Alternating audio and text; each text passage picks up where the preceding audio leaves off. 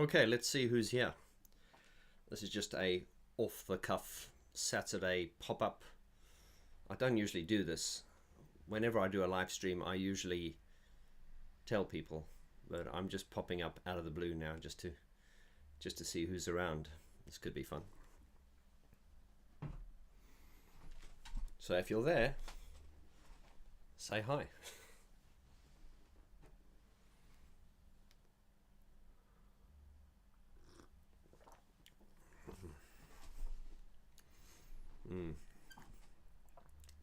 Am I actually live? Am I actually on? Or am I just talking to myself? We'll see.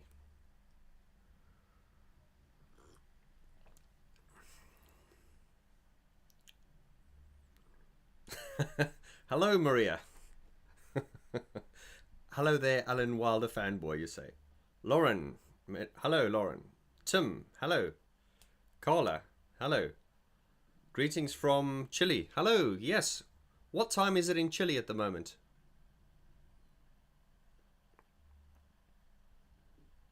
Hi from Norway. Hello, Einar. Alexander. You're on. Thank you, Alexander. It's nice to know. Lauren Mendel. Hello. We hear you and we see you. I can't hear you. I can only read. I can only read you, but it's good to know you're here. Hi, Vaughn. How you doing? Steve Thorpe. Hello, Steve. I'm well, thanks, mate. How are you?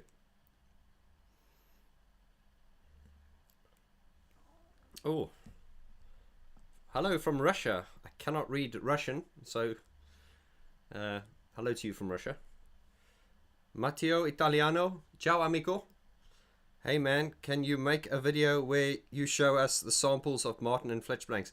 Yes, I will. That's one of the reasons I'm popping on here now, is just to... I find it's a way I can interact with you guys better if I kind of have a live stream with you guys. Lauren Mendel says hello back. Thank you.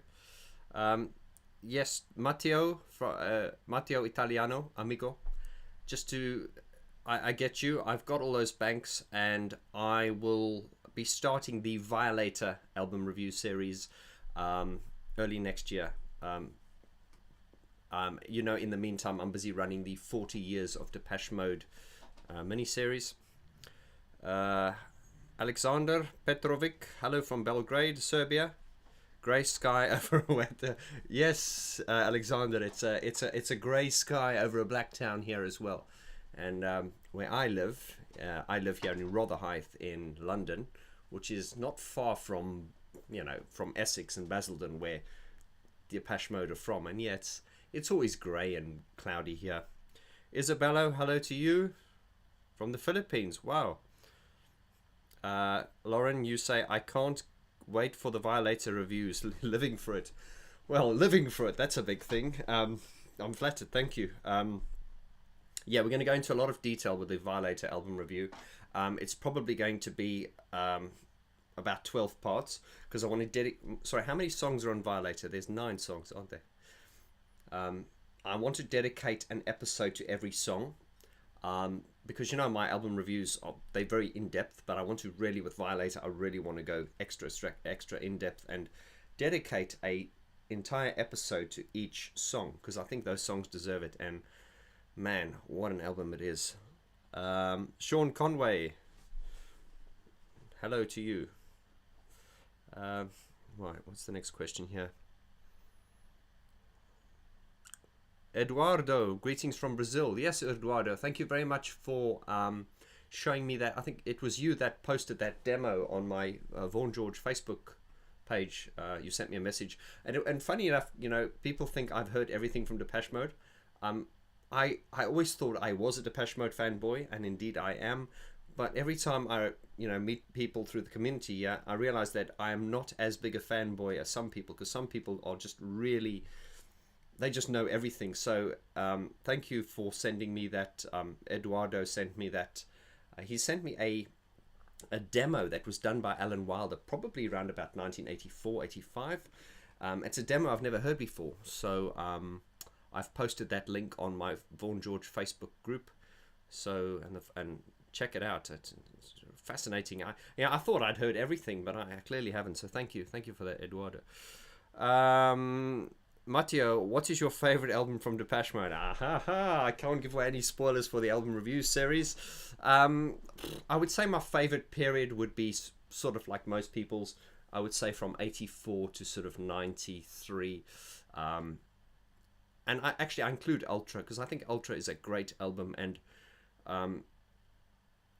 I just say I think the last song that Depeche Mode did that blew me away personally was Only When I Lose Myself.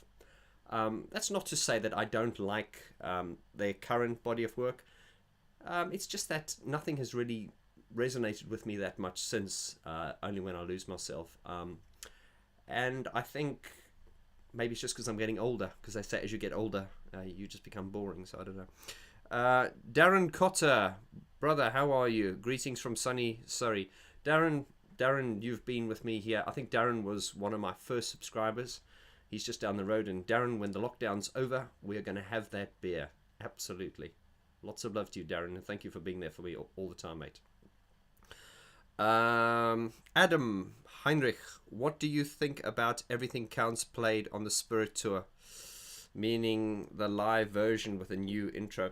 You know, I think the way it started, it goes digga digga digga digga. It goes from so have I got my piano on? Yeah, yeah, yeah. So it goes from the A, dung dung dung dung dung dung dung, to the E. Then it goes, and then it's got that boom, big big. When it started, I thought it was Higher Love, played at a higher tempo, but I was pleasantly surprised to hear it was Everything Counts. What did I think of that version? You know, guys, if you watch my video on the Spirits of the Forest, I was very disappointed with the performance footage that they used for the Spirits of the Forest. Now, when they released Spirits, when Spirit was released, I took my fiance and my brother to the Olympic Park here in the UK, and we watched Spirits, or live Spirits. It was fantastic. It was an absolutely phenomenal show, and it didn't disappoint. I think the only disappointing thing about the release we've got now with the Spirits in the Forest, I don't think they used the best footage they could use, because if I look at that footage, you know, I just think the band looked tired and it wasn't their best performance. However, if you look at a lot of the other footage online that was filmed professionally or by people on their phones, there were nights where Depeche Mode were performing a lot better. And this is the problem when you're doing a tour, you know, over 2 years. Imagine touring, you know, Depeche Mode are not young anymore, but imagine doing 3 nights a week or 4 nights a week. It's very intense. And so you're doing that for a period of over nearly 2 years. It grinds you down and you get really tired. But the problem is you cannot film every single performance. So you have to decide beforehand, okay, we're going to film this show. And I think by the time they filmed that performance, which was in Germany, was it the last performance? Unfortunately, it wasn't their best performance. I think if had they used the footage that I saw in the Olympic Park here in London, I think it would have been a lot better. But then again, you know, being human, we cannot perform at our peak state all the time. It's like being an athlete. Take Usain Bolt, the Olympic champion.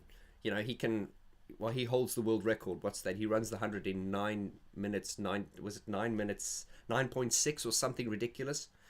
But then he's not going to do that all the time. There'll be days where he'll run it in just over 10 seconds, you know. So anyway, I mean, you know, you cannot be on peak performance all the time. Tony Duncan, hello to you, brother. Dude, do you not sleep? Tony Duncan is always awake. He's like this creature that lives inside my computer. Isabello, got slower. Isabel, hi, sorry. Dave Garn has never worn sneakers on stage. Now that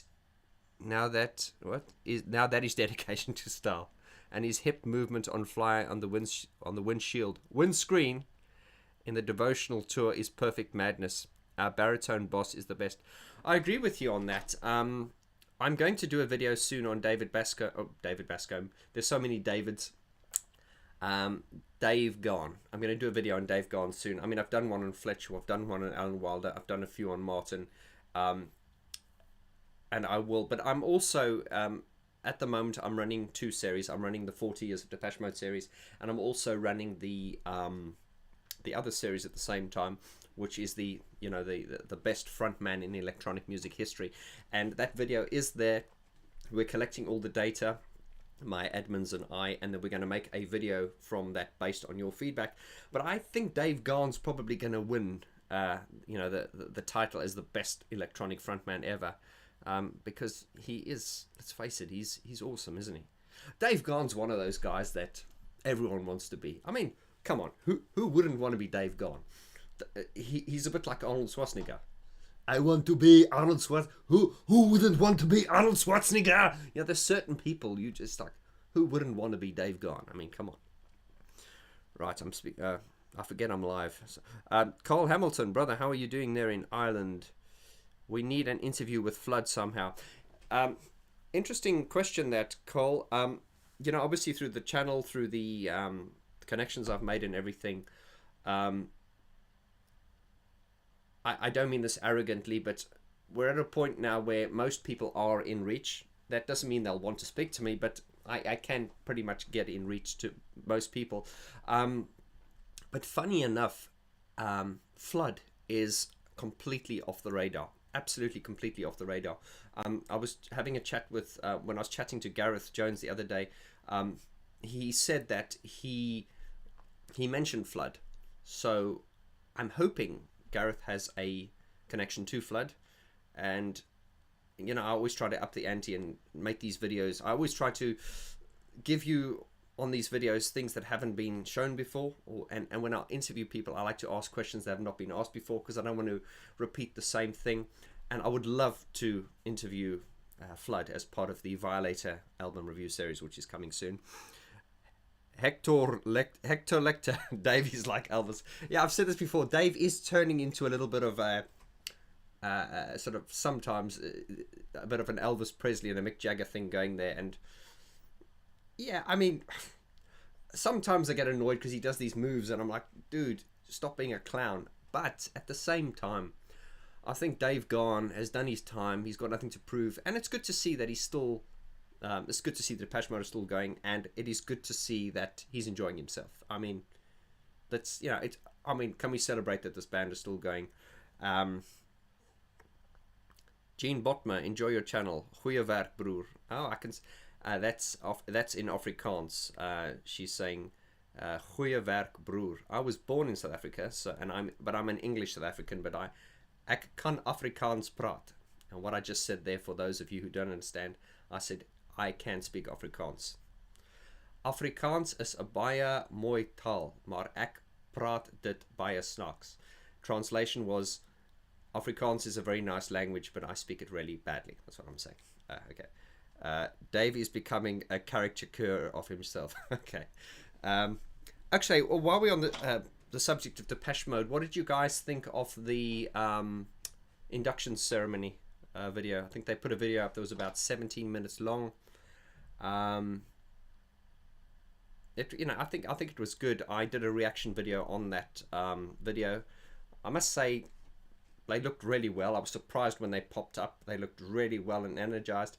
And then one of my subscribers said, "Well, Vaughn, think of it. These guys are multimillionaires, and they don't, they don't work every day like most people, 10, 12 hours a day. So of course they're going to look well." So, and he had a point there. So, thank you, Jean Botma. You say my accent sounds perfect. I'm glad I've still got it. Cynic, do you have any information about the new Depeche Mode album and tour? No, I don't actually. I know that Martin is writing, but I have the suspicion that we'll get an album next year. Remember, Depeche Mode release an album every 4 years if you look at their chronology. Something I would like to see, and I've said this in my videos, I would love to see a Martin Gore solo album. Martin Gore has given us 2 solo albums. Of course, we had Counterfeit 1 and Counterfeit 2, which I loved very much. But I would like to see a solo Martin Gore album, where it's original songs by Martin Gore, because you must remember, in this day and age where things move so quickly, especially if you're an independent artist or producer, you need to get content out all the time. Depeche Mode only release content, every 4 years, and I often wonder how much, because Martin's a very creative person, as had a private chat with Gareth, and he was talking about Martin, just saying this guy's I think Gareth also said on an interview, Martin's like this little musical spirit, you know. He's just like, it's just all encompassing in him. And so what I mean by that is, if you are as musical as Martin Gore, you've probably got musical ideas flowing through you all the time. I mean, I have musical ideas flowing through me all the time, and I'm not Martin Gore. So imagine Martin Gore having all these musical ideas flowing through him. So I'm just thinking, with all that music that's flowing through him, surely he's got a lot more to express than releasing an album every 4 years. Because look, we get an album every 4 years, and the album's got about 12 to 14 songs. I'm thinking, if you're as musically talented as Martin, you're probably writing all the time. So the question is, when we get an album, how much of the material that Martin probably writes on a weekly basis has not made it into that? So Martin did say, as a songwriter, you've got to learn how to edit yourself. I think that's quite difficult. Sometimes you might come up with an idea and think it's great, and then, you know, the audience don't. And you guys know I'm not a huge fan of the last album. I was very disappointed with Spirit, because I just felt that Spirit, there was far too much emphasis on it being a stadium rock act. Because I know every year when Depeche Mode release albums, or sorry, every 4 years, they have a press conference, and then they all sit down, and, you know, and then they take questions from the audience, and then of course Fletch usually makes a statement. He goes, "Yeah, this is a new album, and we're pleased to say that this is up there with one of our best albums." Now Fletch always says that. Then I'm like, Fletch, with respect, mate, you don't get to say that. We the fans get to say that. But on this last press conference before Spirits, they didn't really. There just seemed to be so much emphasis on it being a a stadium act. So it wasn't kind of like, okay, we've done this album. It was almost like, you can imagine, after the 4 year period. Hello, Fletch, it's Dave. Oh, hello, Dave. That's my Dave impersonation, by the way. Yeah, we're going to go on tour. You know, Dave's got kind of like an Essex American accent.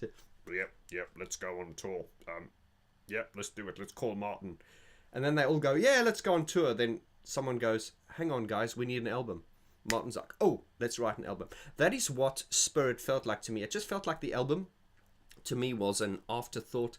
And, you know, people often say to me when I criticize Depeche Mode, they're like, Vaughn, you're a fan, you shouldn't criticize them. I don't mean it in a nasty way. It's because I rate them so highly. God, this is the band that got me into music and made me do what I'm doing. So I'm positively critical. I'm not being an arsehole and saying you suck. I'm just going, guys, this is not your best album, but I believe you can do better. That's all I mean. So yeah, I just felt Spirit was far too. There's far too much emphasis on it being a stadium rock act. And coming back to the rock act, we're not going to get into the live drumming and stuff. I was talking. I had a live chat with my patron members the other day.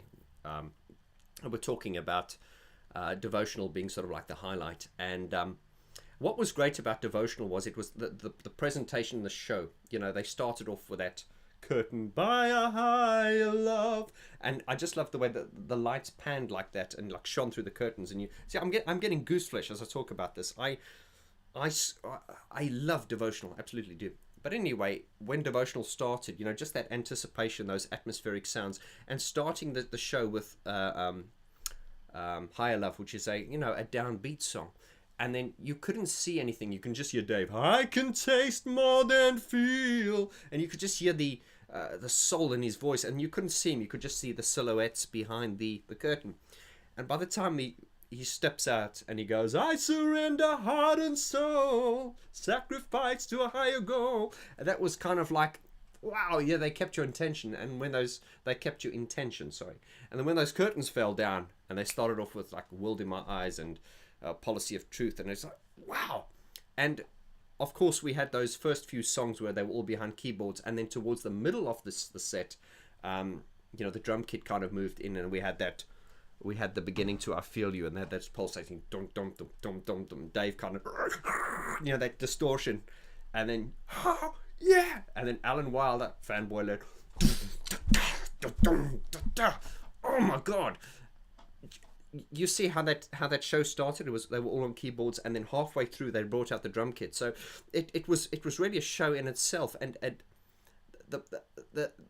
and it changed the dynamic of the show. The way the show, I really feel that their live shows these days need a little bit of a shake up, and I just a bit of a change, because let's think of it, guys. Since 2000, since Exciter, their live performances have been the same. It's always the same. It's the same format. The stage looks a bit different but it's just the same format, and and it's the drumming all the time, and I just feel, yeah, I don't want to go into the drumming because we've talked about it so much, but I think Christian, I don't know, they use a dynamic, an acoustic kit, because it's more dynamic. It's heavily compressed and everything.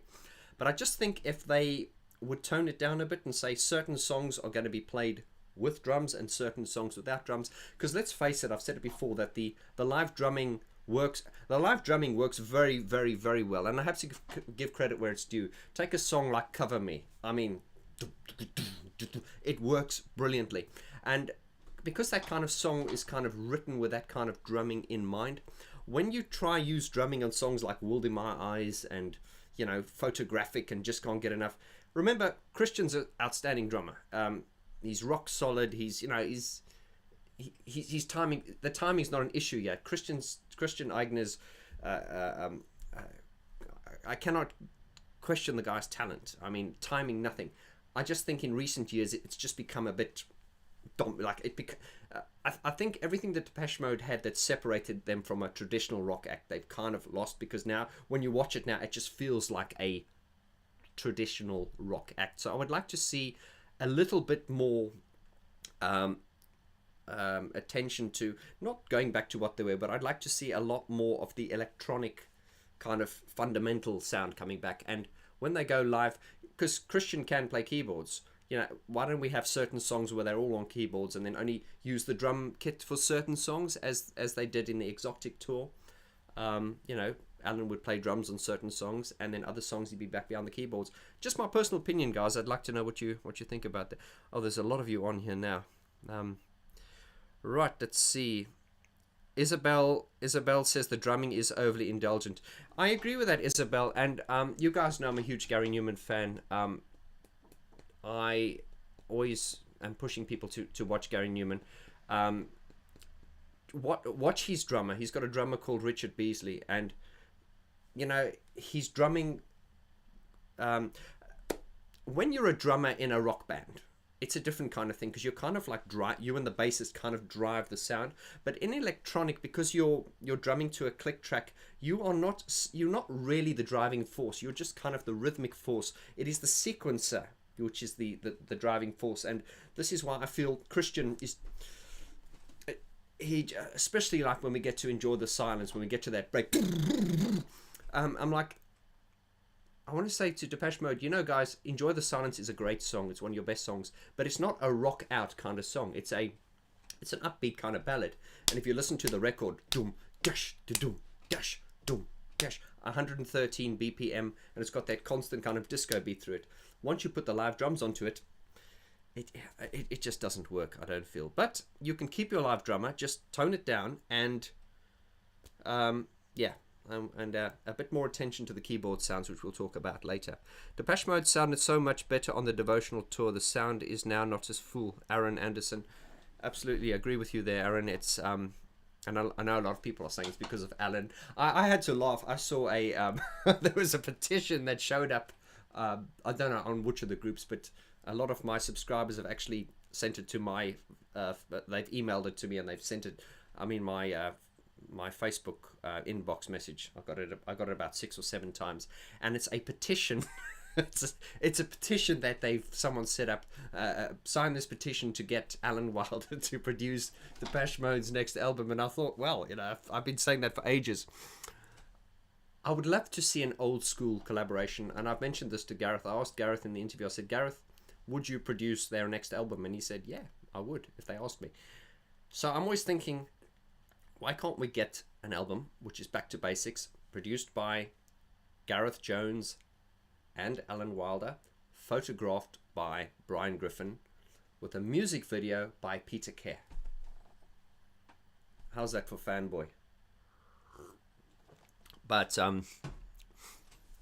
I think as a band, I think they always want to push themselves and move forward. And on the subject of producers, actually, Ben Hillier, I find, is the most criticized producer, and also James Ford. Now, not by me personally. I think they did a great job with what they did. It's just that when I did that series on all the Depeche Mode producers, I found that the most popular producers, as voted for by the community, were Flood and Gareth Jones. But I know that Ben Hillier was criticized quite a lot. I tell you what, I did find it surprising that they used Ben Hillier for 3 albums. Now, not for anything sinister. It's just that they used Dave Bascombe once, they used Tim Simonon once. And can I just say, listening to Ultra again, I think Ultra was outstanding. I think Tim Simonon, I always struggle to say Tim Simonon. I think he did an outstanding job with Ultra, and indeed with the Only When I Lose Myself single. Had a real sort of like loopy, kind of groovy, Bomb the Bass, as he was known many years ago. It was very kind of groovy, kind of dancey. So, and that is why a lot of his work on Ultra had this kind of groovy kind of, although Depeche Mode is not dance music, it had this undercurrent of kind of like grooviness to it, which is really missing in a lot of their albums now. I think Alan said in an interview once that his criticism with their music is it's too kind of metronomic, it's too drum machine, it's not sort of groovy enough. And this is something that Alan really incorporated well. It's something I always like to do in my workflow, is not to, I won't get too geeky here, but it's not to program everything on the bar, give it that metronomic electronic sound. You want to, as Alan said, it's kind of combining the best of electronics and humanity. So you've got electronic sounds, but they've got a human feel to them rather than programmed, note for note on the bar. But anyway, back to the producers. Ben Hillier was criticized a lot by the community, and I would have loved to have seen Tim Simonon doing another album. Last I heard from Tim, he'd left the music industry. I haven't heard from him personally. He's left the music industry, and I think last he was running a meatball shop in Prague. But yeah, strange how things turn out. Ultra is a good album. In fact, Depeche Mode used a lot of Alan. Yes, I think even Alan Wilder said about the Ultra album is, he said Ultra has like a rough edge, and it really sort of, it's kind of like a follow-on album to Songs of Faith and Devotion. It has its own style, but it really sort of had the gritty and the kind of the dirty and the rough sound. I must say, when I first heard "Was Your Bony Fingers Close Around Me," dum dum dum, the first time I heard that, I was just like, I was confused. I was like, what is this? It just like, it was sunshine and Dave and Martin with new teeth and tan, and it's like, what is this? I do miss the sort of darker mode, but they always try to. It has always been the Depeche Mode philosophy to never repeat the same album. I've said this on many videos that many bands, if they got to a point where they released something like Violator, they would just keep repeating the formula. Because let's face it, Violator was a winning formula. But then they released Violator, and they could have quite easily released another 4 albums like that, because I think people would have soaked it up. But they didn't. They changed at the peak of their game. They go, boom, let's put out something that's completely different. And we got Songs of Faith and Devotion, which was a big risk, because Violator had harvested a certain type of fan. And then to bring out Songs of Faith and Devotion, which is really grungy and very rocky. But they made the right decisions. They went from strength to strength. Check out my video on the importance of Daniel Miller and how he allowed them the flexibility and freedom to express themselves without selling out. Because I've said, if Depeche Mode had signed to a major label, they wouldn't have lasted past 2 albums, because major labels are always kind of middle of the road and only money focused. Hi Vaughn, what is your favorite Martin song? Mine is Home from Ultra, and that comes from Jacopo. Sorry, I'm terrible with my pronunciation. I love A Question of Lust. I do like Home. Let me be a bit negative here. The last song on Spirit is a song called, is it called Fail? I don't want to say I hated it, but I was just like, I was so confused when people will tell me that that is one of Martin's best songs, and I'm just like, I'm not getting this. I'm really not getting this. But diplomatically speaking, coming back to what I always say, Depeche Mode, as Charlize Theron said something, when Charlize Theron was introducing Depeche Mode for the Rock and Roll Hall of Fame, she said something that I said many years ago, although she said it a bit differently. But she said it better than I did. She said that Depeche Mode celebrated the outsider. And this is true when you go to Depeche Mode concerts, and indeed, I always found in school the few people that liked Depeche Mode, they were a little bit weird, a little bit strange, but very intelligent and very sensitive souls. And I find Depeche Mode always attracts a certain kind of person, a very kind person, a very thoughtful person, people who are actually, I found people who are Depeche Mode fans, a lot of people are people who've tended to suffer from depression, not always, but I just think if I look at the typical Depeche Mode fan, try this for yourself. People that don't like Depeche Mode, look at their record collections. It's Westlife, it's Michael Bublé, it's all the cheesy middle of the road crap, and you always find people that like Depeche Mode. And I'm not trying to flatter you here. I've been around for a long time. I always find the people that like Depeche Mode are usually very intelligent people, and this is why I've quite arrogantly said sometimes, if you don't like Depeche Mode, it's because you're dumb. I don't really mean that, but it's just that I just think there is something, some people listen, they go, oh, it's boring, I don't get it, where's the beat, I can't dance to it. And I'm like, that is why they've got Nicki Minaj. There we go there. Depeche Mode is, I'm going off topic here now. Go on, wait, where's the chicken? Right, Dawn Wally, so true, thank you.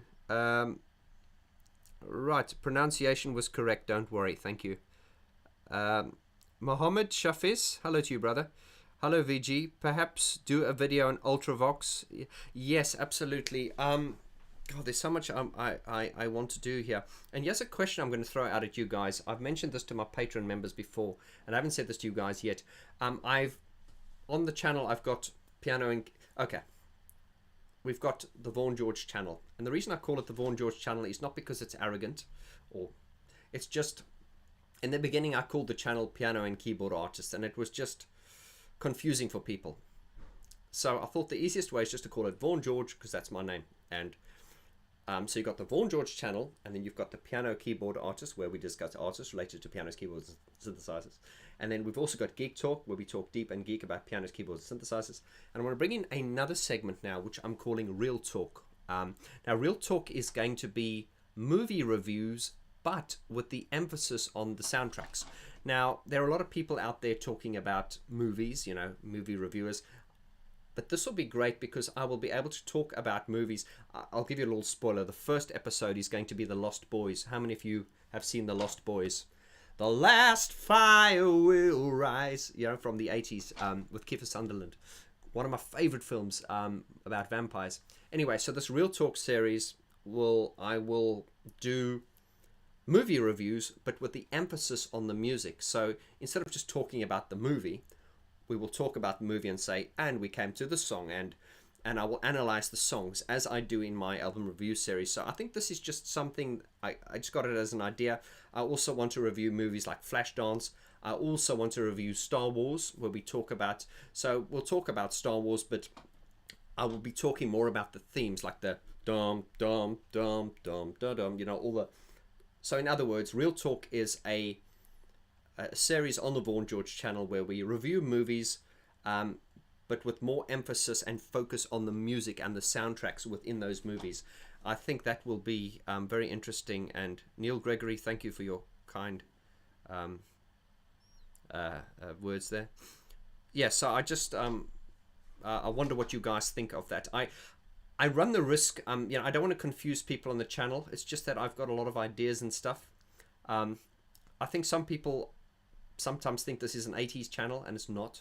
I'm not a huge fan of 80s music. The reason I talk about a lot of 80s artists is because at the moment in this channel, we're talking about, we talk about iconic pioneers that sort of were in the forefront of electronic music. And of course, they all seem to come from the early 70s and the 80s, because that's when the sort of electronic revolution started. But this is not a 80s channel, so to speak. You know, I do want to talk about 90s dance music, Prodigy, Orbital, all that kind of stuff. But I just wonder what you guys think of a series where we talk about movies and the soundtracks to movies.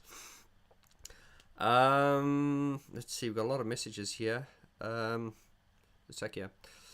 Vaughn, thank you for the amazing channel. Feels like you've given all Depeche Mode fans on YouTube club together. What is your favorite Corbijn and non-Corbijn video? Well, thank you very much for the compliment. Isling Dayang. Okay, thank you. Excuse my pronunciation. What's my favorite Anton Corbijn and non-favorite Corbijn video? I'll put it to you this way: okay, it's very difficult. I like most of what he's done. I think Anton did give Depeche Mode, he helped them cultivate a sort of an image. I do think Shake the Disease by Peter Kerr, check out my interview with Peter Kerr. Peter Kerr did Stripped, and he also did It's Called a Heart, and he also did Shake the Disease. Those are three great videos. Forget about It's Called a Heart not being a great song. I don't think it's as bad. I think It's Called a Heart's better than a lot of the songs anyway, I don't hate It's Called a Heart, but I think It's Called a Heart was a great video. All Peter Kerr's videos were very, very good. So I would really like to see him directing another video if they do one.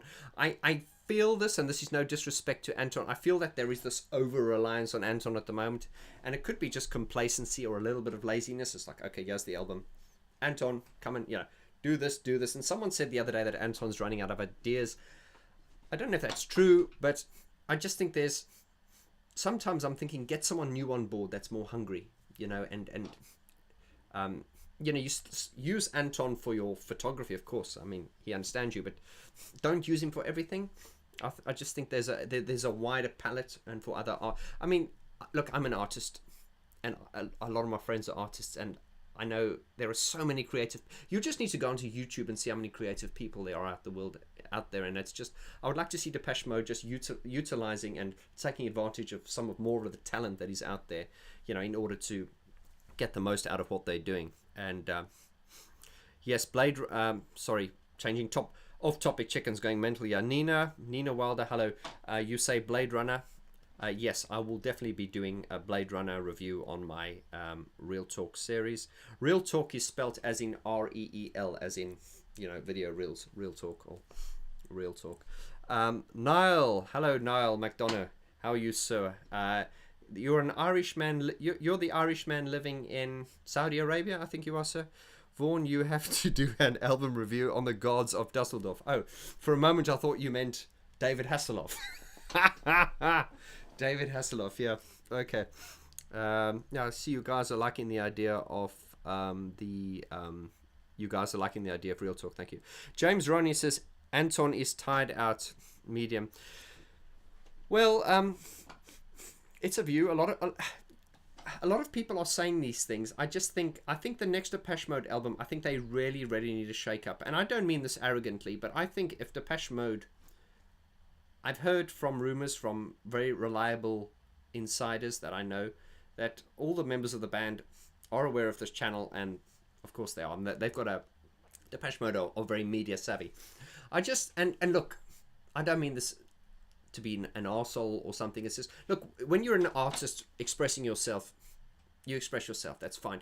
No one has the right to criticize your art. It is what it is. But I just think, as a bit of market research, if Depeche Mode and their marketing team just came onto this channel and just read not what I'm saying, but what you guys are saying, and just listen to what the vibe is, I just feel there is a need to kind of shake things up a bit, change the live shows a little bit, use Anton for the photography, but get someone else in to do the music videos.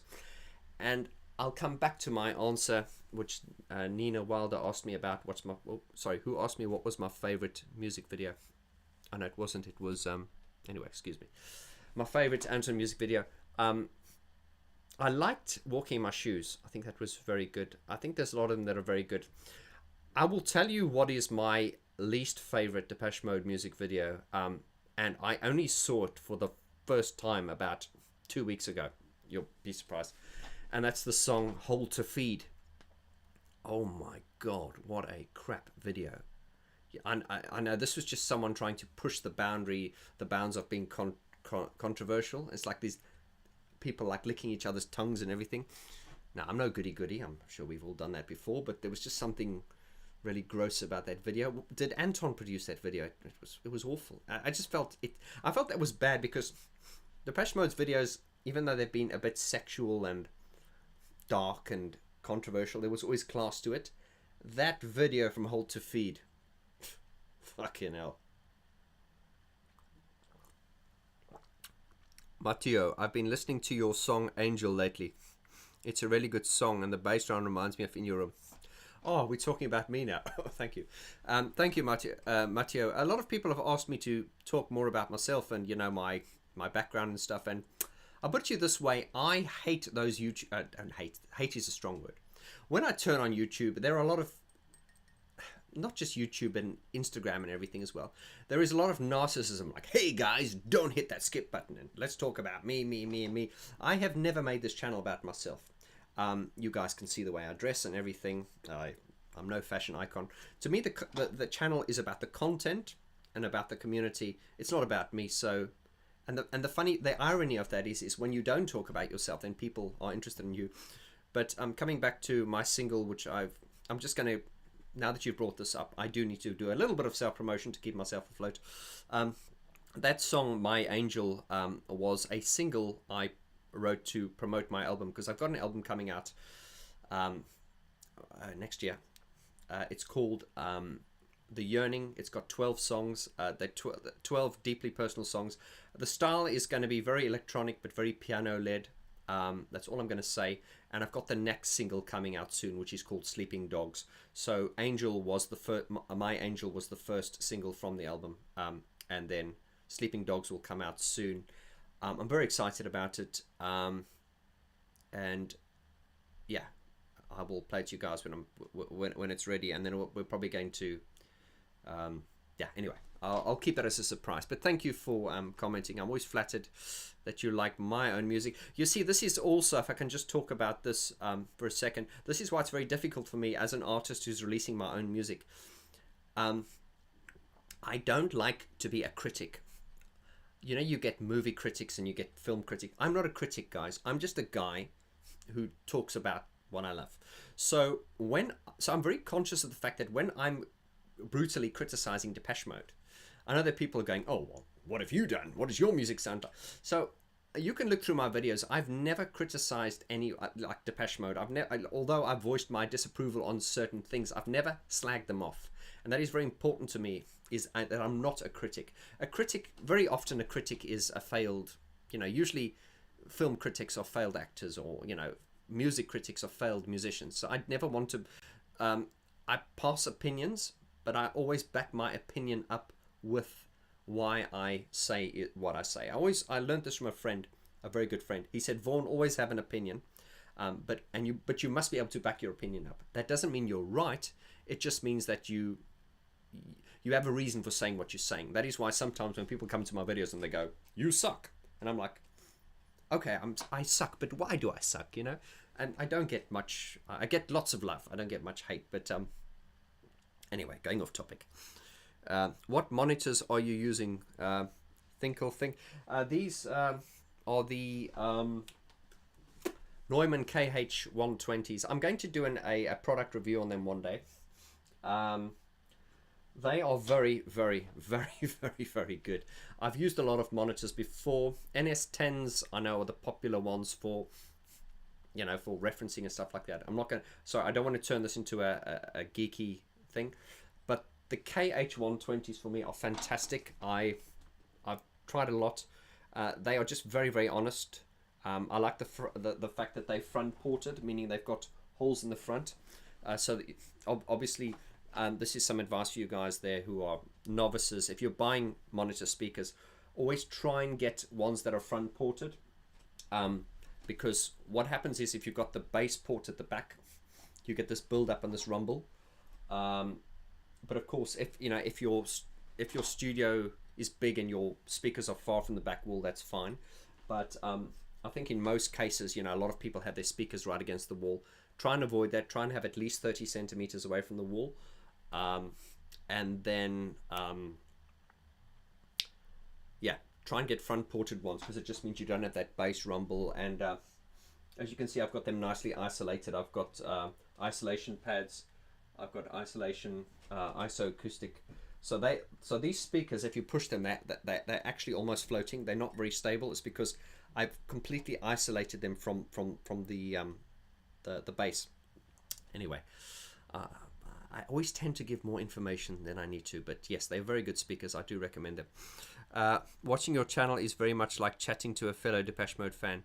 Yes, and I think that is where we get it right in this channel, is because in the beginning, when I first put my first videos out, some people would go, "Oh my God, mate, edit yourself," and because I guess there was a lot of waffling. I think I still waffle, but I think there's less waffling these days. But I think this channel was always meant to be, and it is, and it's become. I always want you to feel like you're sitting in a room with me, talking to me, because if you met me in real life, this is the way I am, and this is the way I talk. So I didn't want it to be anything but authentic. You see, I'm in this YouTube for the long haul, and I think if there's any of you looking to start a YouTube channel, it's not for the faint-hearted. It's a lot of work, but I think you have to be authentic from day one, because if you're going to be doing it all the time and you're not being yourself, people will see through it eventually and you won't last. So you just need to be yourself, and you will get criticized, but you will find your tribe. And what a tribe we have cultivated here. Electronic Cafe. Hi, buddy. Will your forthcoming album be produced by Gareth Jones or Dave Bascombe? Electronic Cafe. Special shout out to the Electronic Cafe. My good friends Mark Wibrow and Andy McNabb. Check them out. They've just started the Electronic Cafe channel. I learn a lot from that channel. Let me just tell you something, guys. He hasn't paid me to say this, although you can buy me a beer after lockdown. This is a channel you really need to check out if you really want like in-depth knowledge on all things electronic music.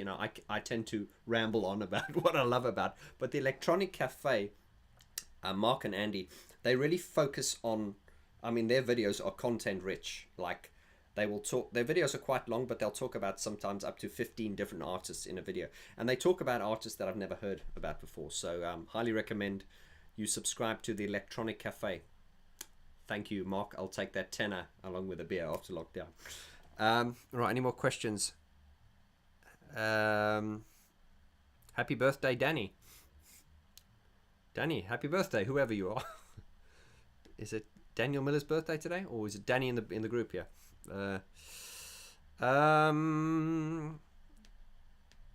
Let's see what other questions we got here.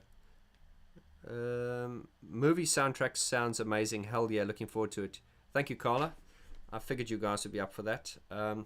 Ryan Hunter, what is your opinion on trip hop, Portishead, ukulele? Sorry, not ukulele, uncle. Yeah. Depeche Mode, of course, were huge influences of trip hop. Alan Wilder uses a lot of that in his productions. I should have like a siren every time Alan Wilder's name is mentioned. I will interview Alan Wilder one day. I'm gonna be positive. I'm sure we will. But I said on one of my videos, if I had some words of advice for Alan, as arrogant as that sounds, I don't mean that. I would just say, Alan, as a fan, why don't you just start again? Just do it. It's a little bit okay. Start it. Gary Newman, he failed. Gary Newman was very successful, and then he got to a point where he failed. He just lost the plot, and his music just became crap. And then when he met Gemma in the mid-90s, she got him back on track. And he was in a lot of debt, and Gemma said to Gary, listen, just get back into the studio and make music for yourself. Do it for yourself. Make the music that you want to make. And then she gave him Songs of Faith and Devotion by Depeche Mode to listen to, and he got influenced, and the rest is history. Gary Newman now is on the top of his game and is as popular as he's ever been. Now, the reason for that is because he did what he wanted to do. If you look at the sort of like late 80s, he kind of started selling out because he was becoming desperate, and he started looking to the market as to what was popular. But when Gary Newman started doing what he wanted to do, he became very successful. Where am I going with this? I would like to say to Alan,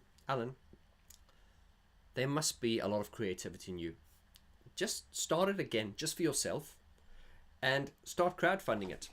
I have no doubt that if Alan Wilder made an announcement, guys, I'm starting a Patreon page, hell yeah, we'd all get behind him. We'd really get behind him, and I think one of the things that annoyed Alan, I cannot speak on behalf of Alan Wilder, but I did see a video once back in about 2010 when he was, promoting the recall stuff. He did this video series where he was, obviously vlogging and blogging and kind of updating you on the progress. And I remember a video once where he played a snippet of the song, and he said, "Okay, that's all you're going to hear. If you want to hear more, you better buy the record." And the way he said that, it came across with a bit of like, hang on here, buy this. And I think what annoyed Alan, as it does a lot of people, is that music almost has no value. If you look at how much work goes into producing an album, and then for people just to rip it and download it for free, I think Alan just possibly got to the point where he's like, I don't see the point in this anymore.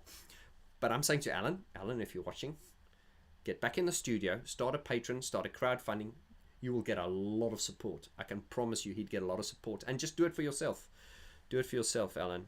Anyway, who the hell am I to give Alan Wilder advice? Vaughn, are you into IMAX at all? Chris Corner. IMAX, former sneak... Is it? Oh, I'm not very familiar with that. If you could drop a link there, I'm sorry to say. Very often people ask me about stuff and I'm like, never heard of it. And then I feel like quite an ignoramus. We need an interview with Alan Wilder, says Dave. Yes, we do. And Dave, Alan Wilder is contactable. But when you contact people for an interview, you have to ask yourself what's in it for them. If I had to interview Alan Wilder now, there'd be a lot in it for me because it would be great for the channel.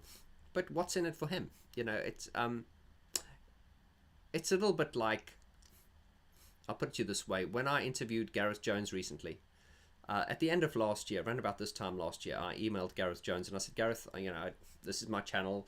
I'd love to interview you on Depeche Mode. And he emailed right away and he said, Vaughn, and he was very gracious. Gareth said, Vaughn, thank you for reaching out to me, but I've said everything I'm ever going to say about Depeche Mode. Thank you very much. And I was a bit disappointed. But fast forward to a few months ago, my mate Simon Forsyth told me that Gareth's releasing an album. Maybe you want to try that interview again. And that worked because I contacted Gareth and I said, look, Gareth, I've got a platform here of people that would be interested in your album.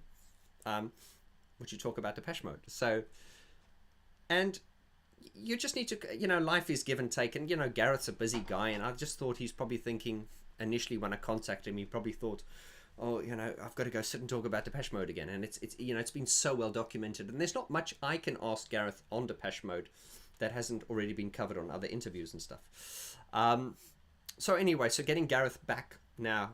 So I kind of suckered him in. I said, come on, let's talk about your album. Oh, let's talk about Depeche Mode. So anyway, so coming back to the Alan thing, you need to consider what's in it for someone else before you ask them for an interview. And on the subject of Gareth Jones, while I've got your attention here, guys, I've been interviewing him. I'm going to be starting a crowdfunder soon. I have mentioned this before, but this might be news to some of you. When I heard Gareth's Electrogenetic album, check it out, fantastic. I was very disappointed to hear that it wasn't going to be released on vinyl. So I said to Gareth, my label, which is Agro Monkey Records, is my label. I would like to get behind the vinyl pressings of that because he's not doing it on vinyl. So we're going to be starting a crowdfund. I'm going to be getting Gareth onto the channel in a Q&A situation like this where you can ask Gareth any questions you want. It's going to be done via Zoom. More details coming soon. And so you can come on and you can ask Gareth any questions you want to ask him live. And at the same time, we're going to use that as a way to promote his album. And I'm going to ask for some crowdfunding to print the vinyls. Now, this is not for me to... I never want to sound like a salesman. It's just basically the way Gareth and I are doing it is, look, there is an album here. We want to press it on vinyl. Do you guys want it on vinyl? If there's enough interest, we'll print the vinyls. If there's not enough interest, we won't. But I'm sure with the interest here, I'm sure a lot of you would like a Gareth Jones vinyl. And then the way we'll do that is it'll be a lot like the poster prints I sell with Brian Griffin on this channel. You know, the way that works is I do all the production and I handle all the shipping and everything, and Brian just comes in and signs them and takes the money, and we have an arrangement.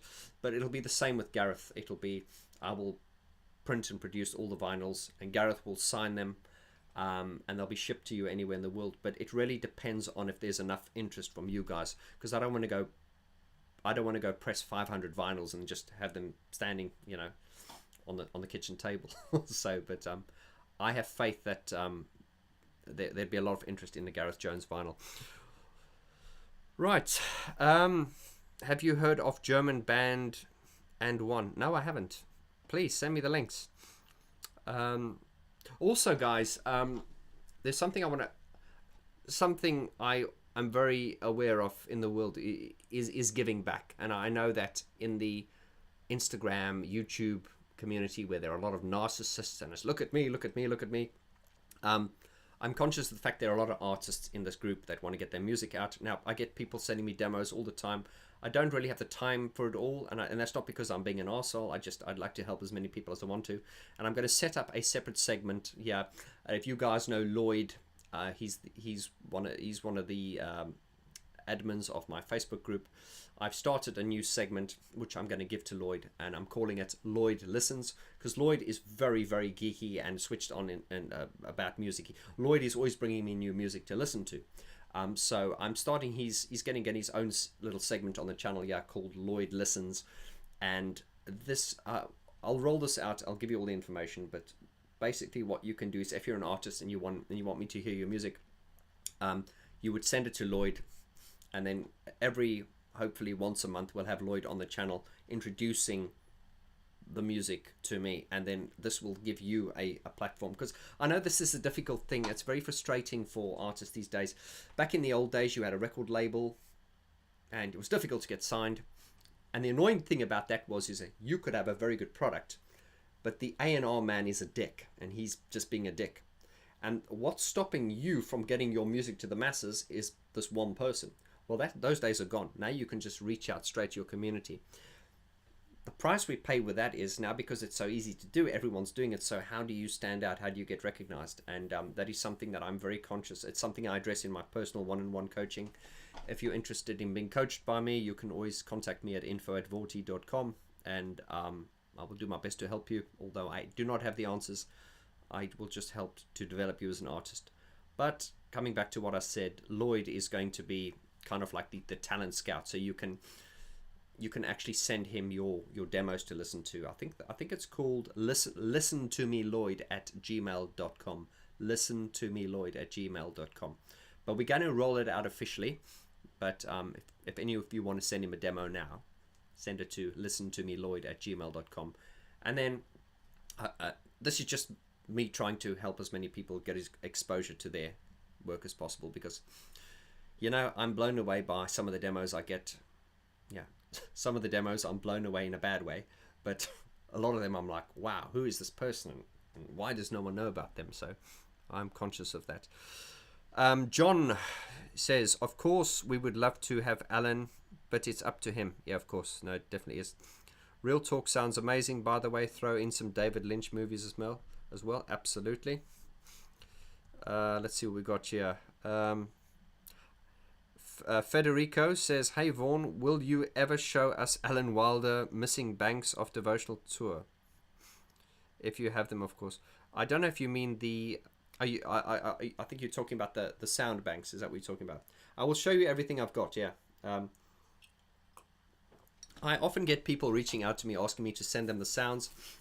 You know, as generous and as giving as I like to be, I cannot do that because they are not my sounds to give away. I just have this. I have access to the sounds and I use them for demonstrational purposes. So, unfortunately, guys, they're not my sounds to give away, so please don't ask me to give them to you, because I won't. Just no, I can't. They're not mine to give away. Really want to see Alan Wilder playing drums again. Well, that's I used this analogy with Alan Wilder once. I said he's a little bit like, did you guys watch that movie when Ben Affleck became Batman? First of all, when Ben Affleck became Batman, I was just like, oh no, Ben Affleck's a romantic comedy actor. He's too cheesy to become Batman. Anyway, when he became Batman, he was brilliant. I was blown away by how good he was. Where am I going with this? What I loved about Ben Affleck as Batman was they had so the story was he was this old over the hill Batman who he wasn't shaven and he'd given up on life, and he'd kind of given up, and as a fact, due to the fact that he had given up, that the crime had run through the roof and everything, and then he used to sit in his basement and he used to watch the news, and he'd watch criminals running around, and he'd watch Gotham City falling to it, and eventually he went, "That's enough, Alfred, get me my Batmobile, we're going out there." And he was like, "Let's do this, Batman, he's back." And he was kind of like, fuck this, I'm gonna get out there. Now this is the way I use this analogy. I said Alan Wilder to me is like this broody Batman. He's sitting there, and because he's got a mansion here in Sussex, and he's sitting there and he's watching the TV, because Alan's not very he has a Facebook page, and he doesn't, I think he posted for the first time yesterday in a long time, well, a couple of days ago, and I was like, wow, Alan's there. Most of his posts recently have been very political. He seems to be ranting about politics and stuff, because I think Alan's a very sensitive and highly intelligent man, and I think he gets pissed off with all the shit that's going on in the world, so he tends to rant about politics and stuff. So I get this feeling that Alan's sitting in his mansion, and he's watching all these screens, and then he sees Depeche Mode on stage, and he's like, "Gordino, that's the wrong drum sound." And he's like, Igna, that's the wrong sound. "Oh, Gordino, that piano sound is, it's wrong." And he's like, "Alfred, get me my Emacs. Depeche Mode need me." And he kind of comes in there, and he's got you know what I mean? I just get the feeling he's gonna rise like the Dark Knight again. I hope so. Do I like Ian Brown? Yes, I do. That's one question. I really want to see Alan Wilder playing drums again. Yeah, I think I've read that one. Okay. Sorry, these questions are going really quickly now.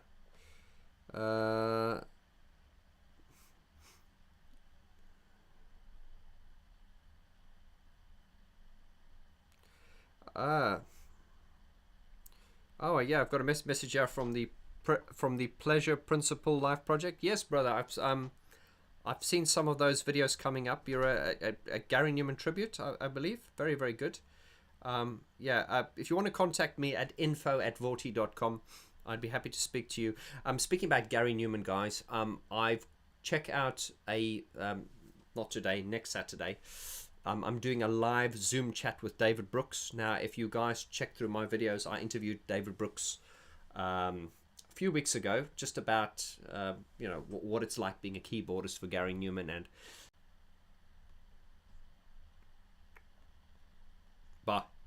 I think we had a dropout there, guys.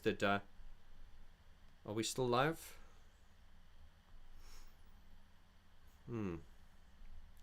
Okay, I think we've had a slight technical glitch there. Can one of you just send me a message there to tell me if I'm still here, or am I talking to myself?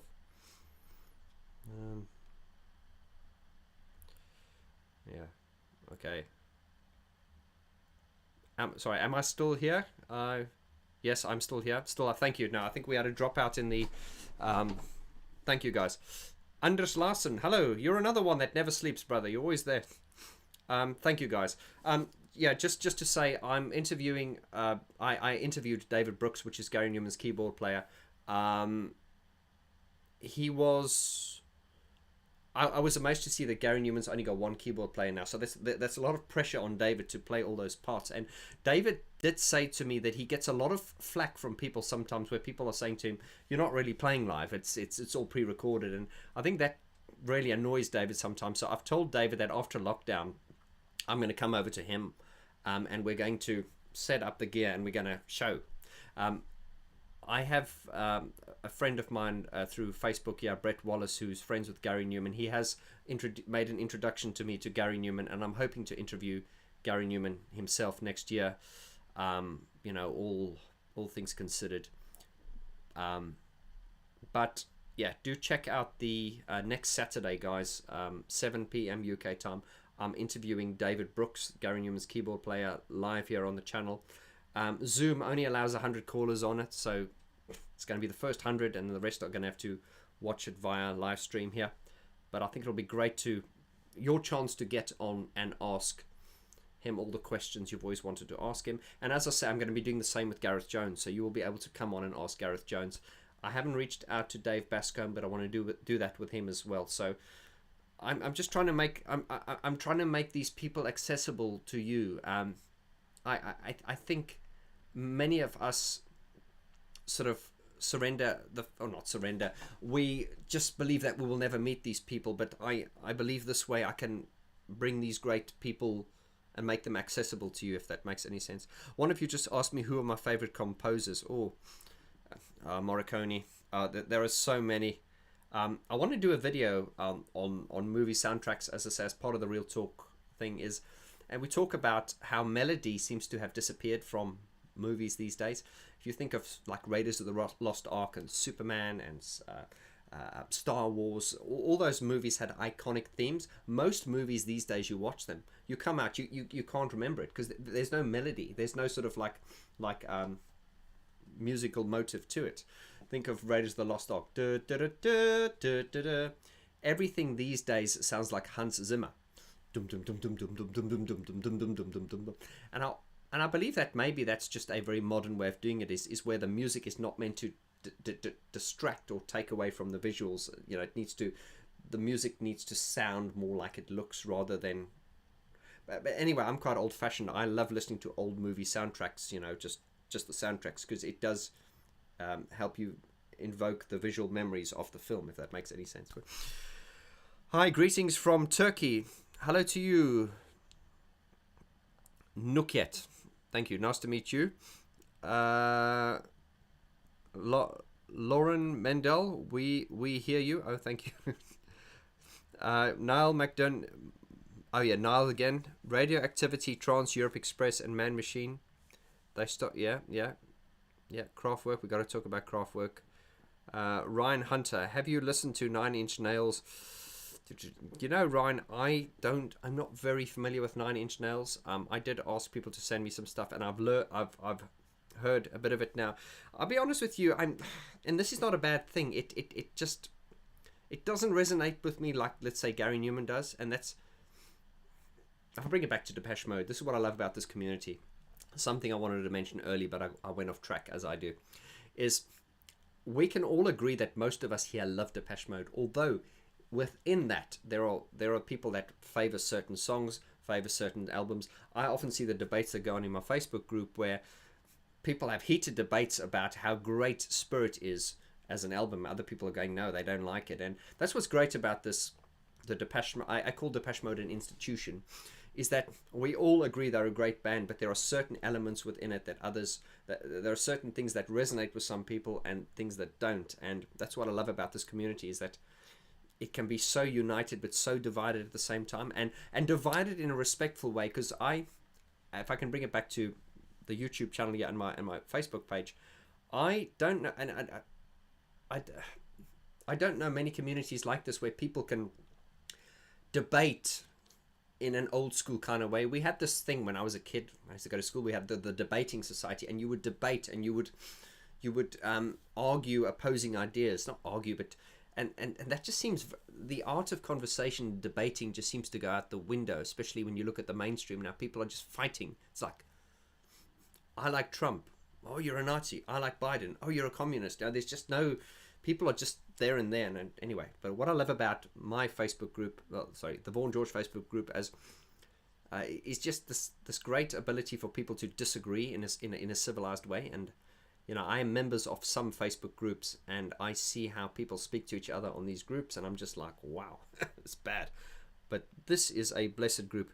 Vaughn, do you watch MTV 80s in the UK? No, I don't. We don't actually have access to that channel. But yeah, MTV, also not what it used to be. But yeah, when it came out, it was awesome. The Chemical Brothers are underrated. Yes, they are. Well, then again, you say that. Some people say like, the Chemical Brothers are underrated, Depeche Mode's underrated. I'm kind of like, yeah, I suppose that's a view, but I can show you some people. Like, I'll get some demos from people, and I'll be like, this person's underrated because no one's ever heard of them, and without help, someone probably won't. So, I think I'm going to bring a video out soon on Mark Hollis from Talk Talk. I do think Talk Talk was a very underrated band in that. I don't know. I think in the 80s and that there was all this emphasis on like Boy George and people like that. Whereas I think Talk Talk and bands like that were, in my opinion, better. But anyway, it's a deep subject and opinions. Hey Vaughn, what's your opinion on bands that sound like Depeche Mode, such as Camouflage, Red Flag? Camouflage, all I can think of is the Great Commandment shows the countdown. Great song. The only criticism I've got on the Great Commandment as a song, and I don't want to start any blasphemous rumors here, is you can sort of hear in that song, I could be wrong, but to me there is a desire to sound not like Depeche Mode, but there's like definitely Depeche Mode influence in that. The only criticism I have with that song, The Great Commandment, is that I believe they recorded it in the wrong key. Now, I've got no right to say that, but hear me out. Once again, always have an opinion and back it up. The reason I say that is because if you listen to the leads, I don't know what the lead singer's name is, but if you listen to his voice, and he's got a good voice, in that song, he is clearly singing too low for that is comfortable for him. Remember, Dave Gahan sings low because he's a baritone. And the lead singer of Camouflage is not a baritone. I'd probably put him as a high baritone / tenor. But he's singing in The Great Commandment shows the countdown. Watch him live when he gets to the part where it goes, between the world and their embarrassing pavement, believe. It goes too low for him to do. I believe if I was producing that record, and not being a big... if Camouflage were a new band and they asked me to produce it, I would say, don't sing it like this, the Great Commandment. I'd say sing it 2 steps higher. Go, the Great Commandment shows the contact. They should have sang it a couple of notes higher and it would have soared more. I'm not saying they did it wrong. I just think that for the type of singer he is, I would have liked to have heard it a tone higher, because I think it would have utilized his voice better, for his individual voice. And anyway, I'm not trying to. This is what we do in coaching. You listen to people. Often I get demos from people, and I'll be like, okay, why are you singing in that key? And I'll be like, and I'll be like, no. Have you tried it in a higher key? And they go, no. And then they try in a higher key and it's better. So I just feel that The Great Commandment, although it's a great song, I would have liked to have heard it performed in a slightly higher key, because I think it would have suited the vocalist's voice better. Marcus Main, yes, that's his name. Thank you for that, Dave. Right, let's have a look at some more questions here. Have you thought about reaching out to Flood? Yes, I think we got that before. I would love to interview Flood as part of my Violator album review series. Here's a question. Why was Dave's voice raspier and better before? Was it the drugs? Why is Dave's voice raspy now?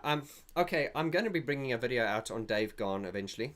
I'll go into more detail, but I talked about in one of my recent videos how Dave Gahan to me is kind of like Jesus Christ, and I don't mean that blasphemously if you're religious, but he not think of devotional Dave back in 92, 93. He looked like Jesus, didn't he?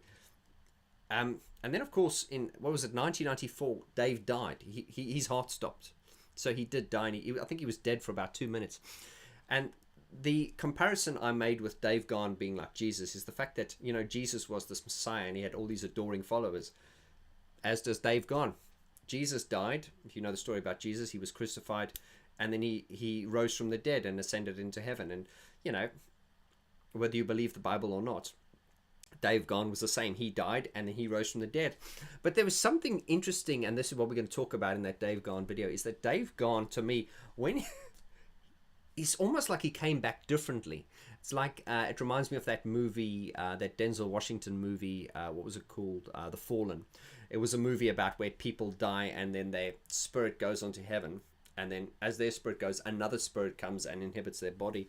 And it just, if you just think of Dave in sort of like Music for the Masses period, think of him in Violator period, they were quite similar.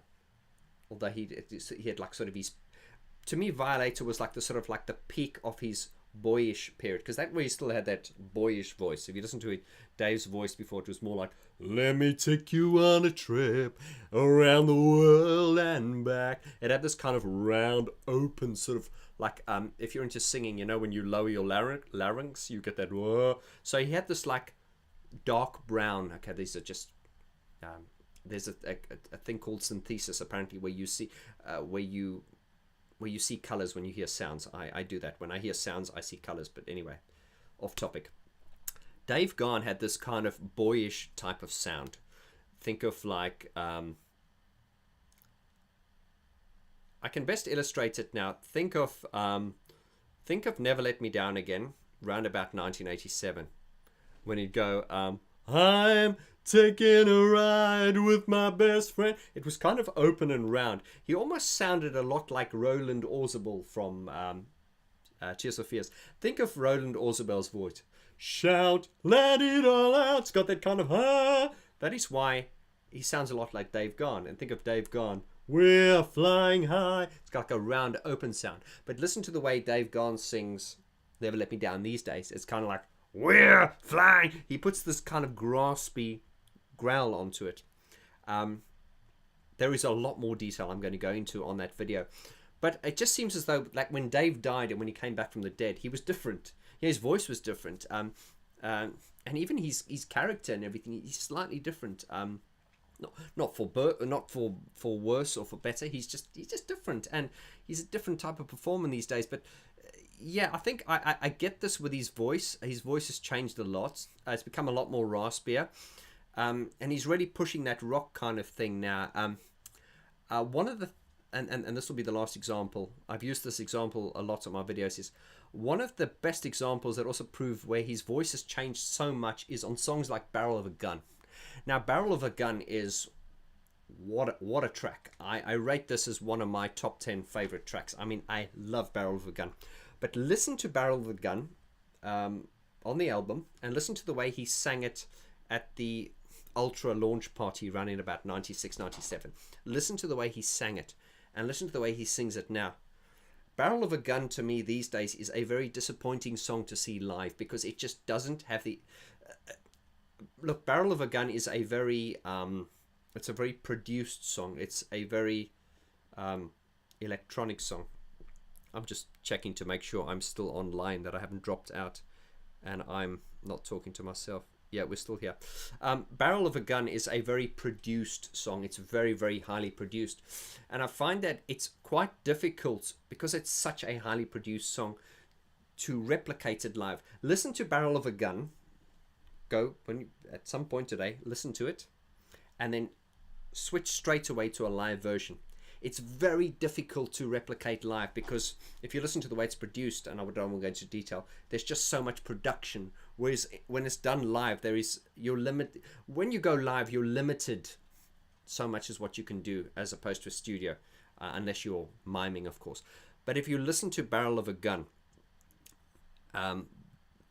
which shows how much Dave's vocals have changed, I don't think I don't like the way he sings Barrel of a Gun these days. It's kind of like, do you mean this horny creature? He kind of growls it. He's got this growl. Whereas on the record, and sort of, when Barrel of a Gun first came out, it was more like, he'd go, what do you expect to be? What is it you want? It was like an open, like a, lower larynx position.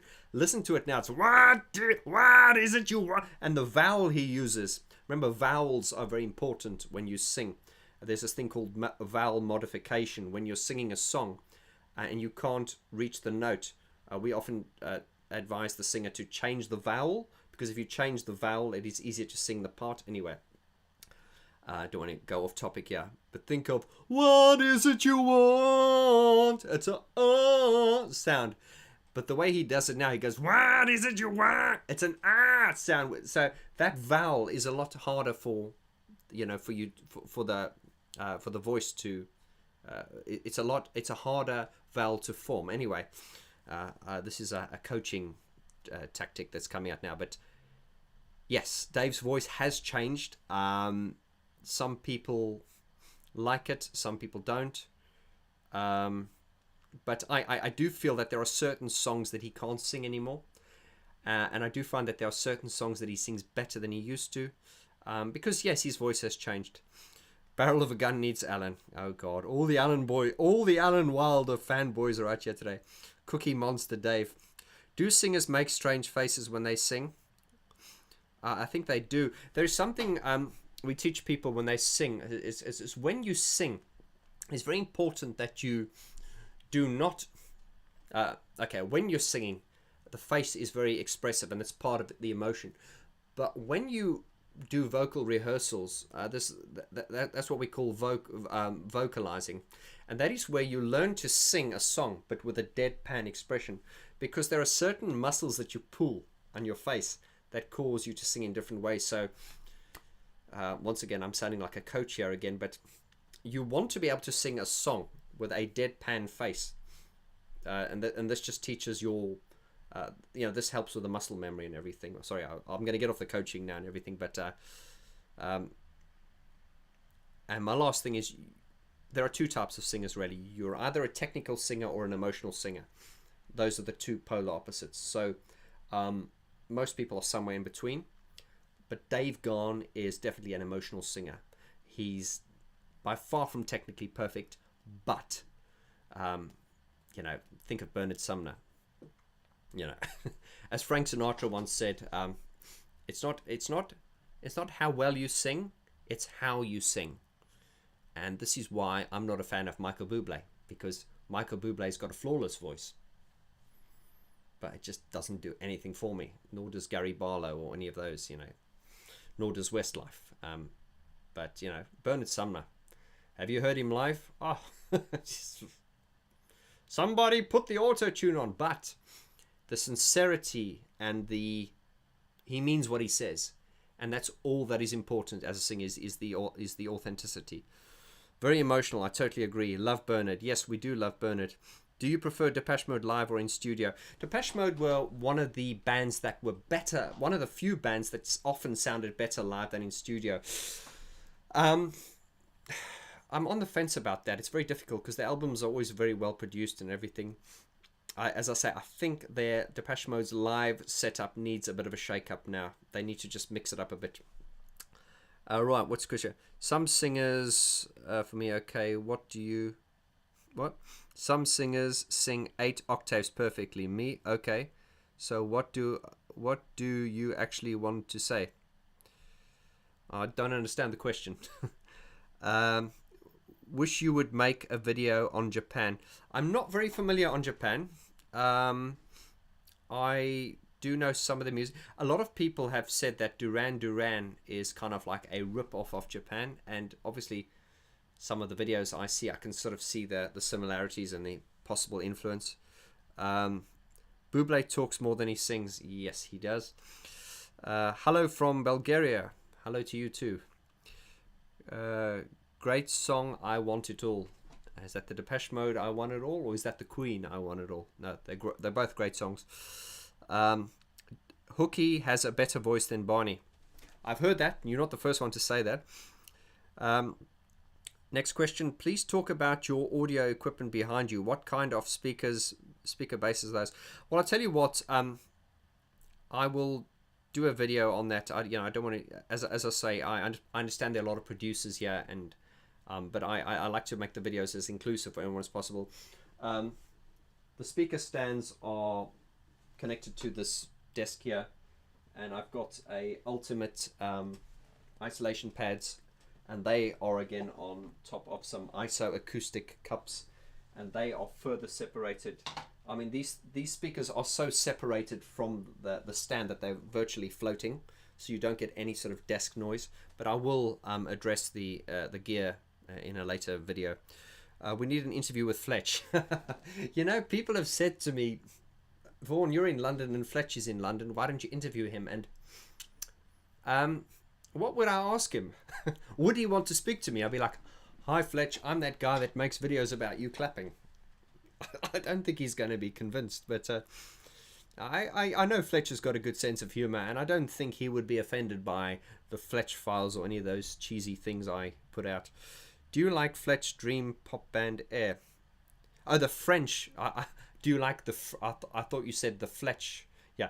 Do I like the French? But I do love Air. Yeah, I love that song they did. What was it?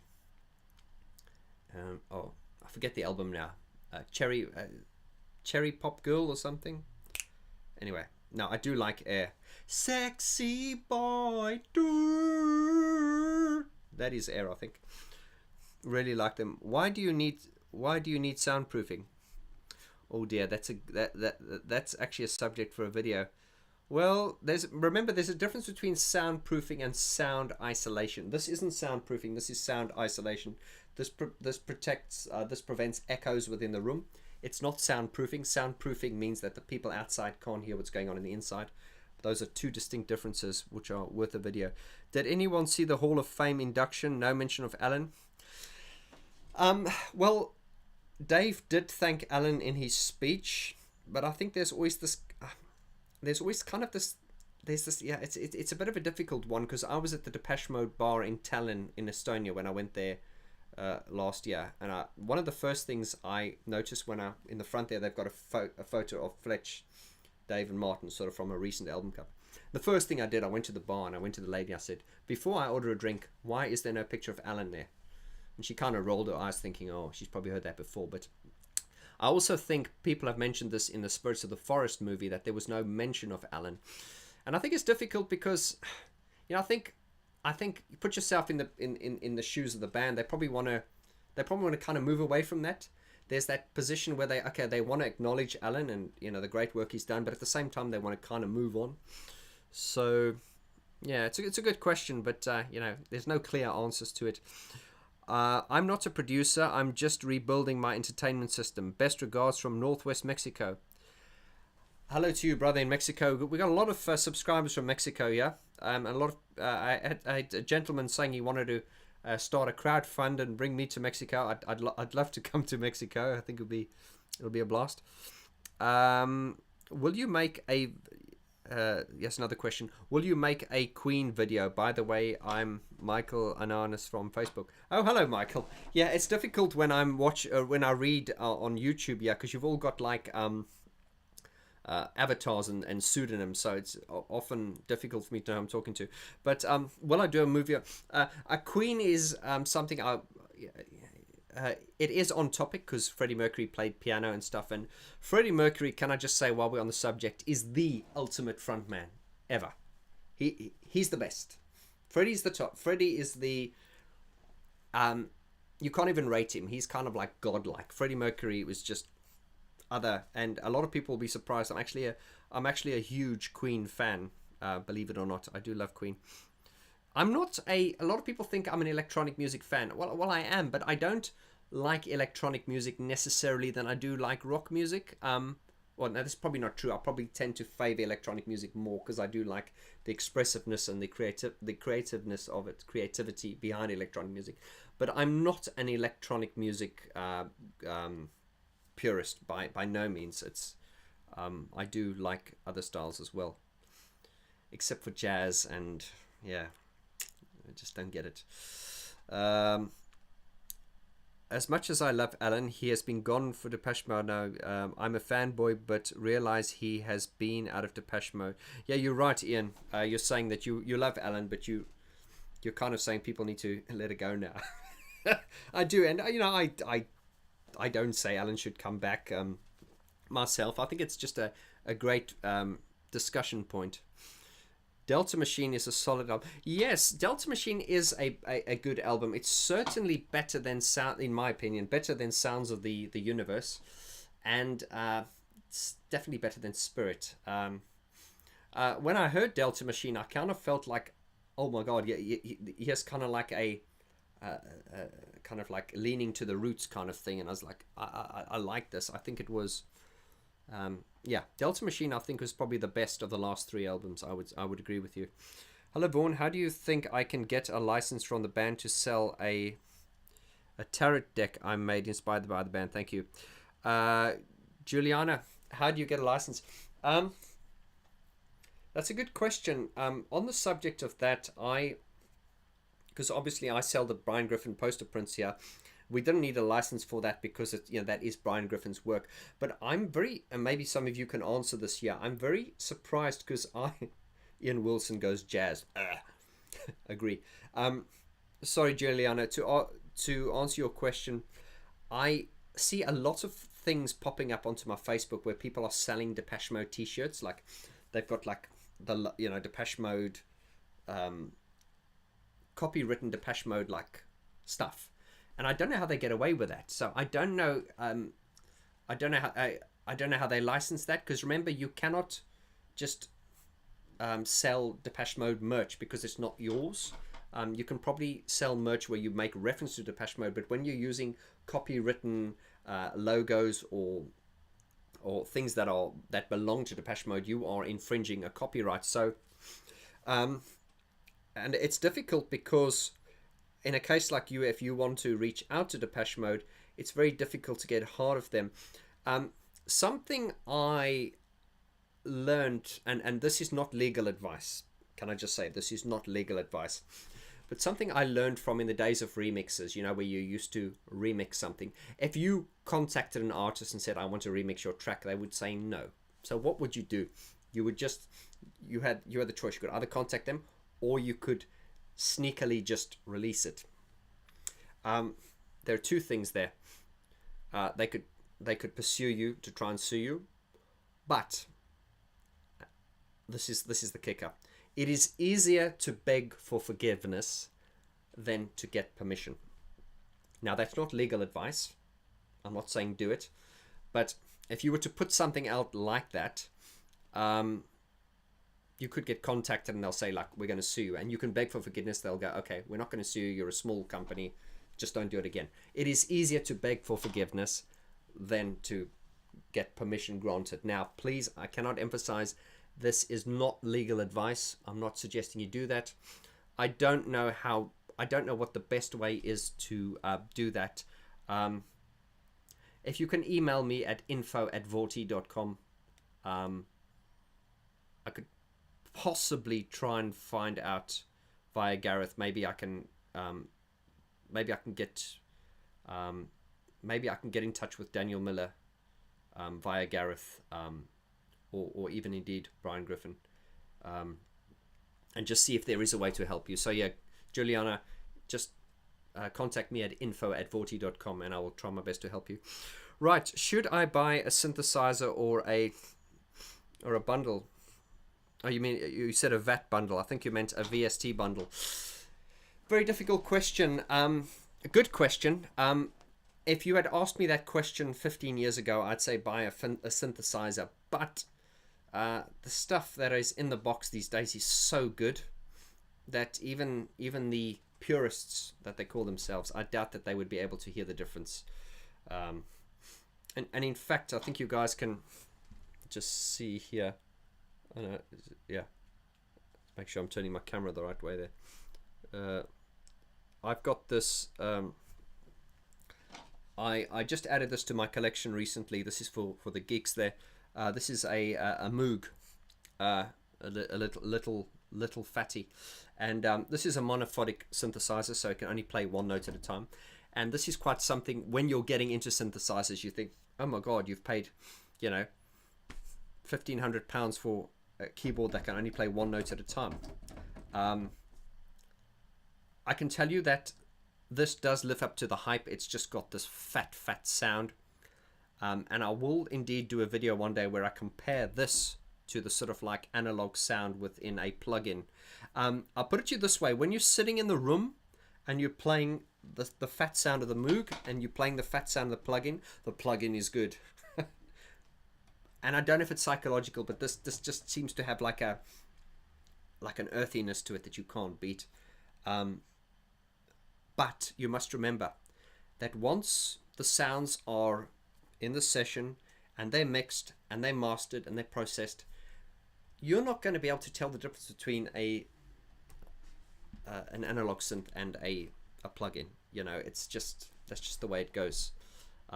Plugins are very, very good these days. You know, I think when plugins first came out, sort of like in the late 90s, they were always kind of like emulations of something. You'd listen to a plugin and you'd go, oh, that's all right. Yeah, it sounds a little bit like if you got a plugin off a Moog, you'd go, oh, it sounds a bit like a Moog.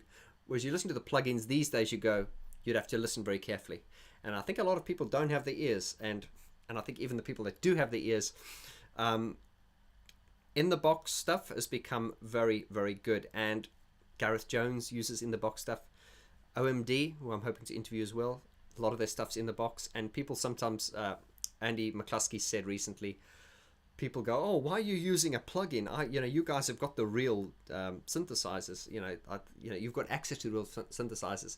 And Andy McCluskey said the same thing. He said, well, yeah, I know. I could go and get out my Jupiter 8 and fire it up, or I could just open this plugin, and within the context of the mix, you're not going to hear the difference. That's the thing. It's within the context of the mix. Final thing for the geeks is what the hardware gear does have that the plugin don't is the sort of tangible, tactile, hands-on creativity. And whereas you might be able to get a tone, so if you turn on a plugin and you turn on this, from the plugin you can get tones that are as good or bloody close. But it is working with this instrument that inspires you to work in a certain way. It's the turning it on and you... maybe I should turn it on quickly. Yeah. I don't know if you guys can hear this.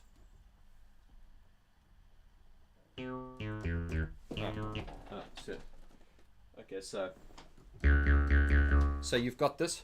You turn the oscillator and the modulation and the filter,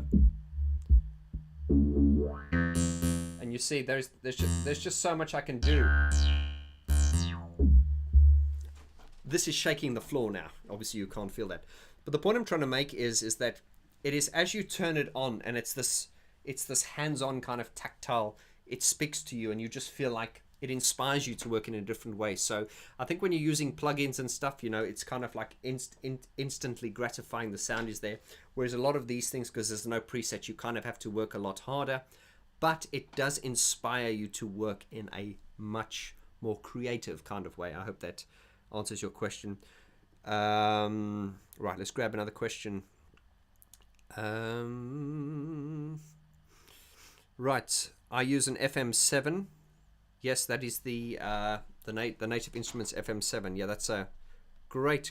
I mean, it's quite old now, but it's got a very good sound as well. Let's see, any more questions? Yeah.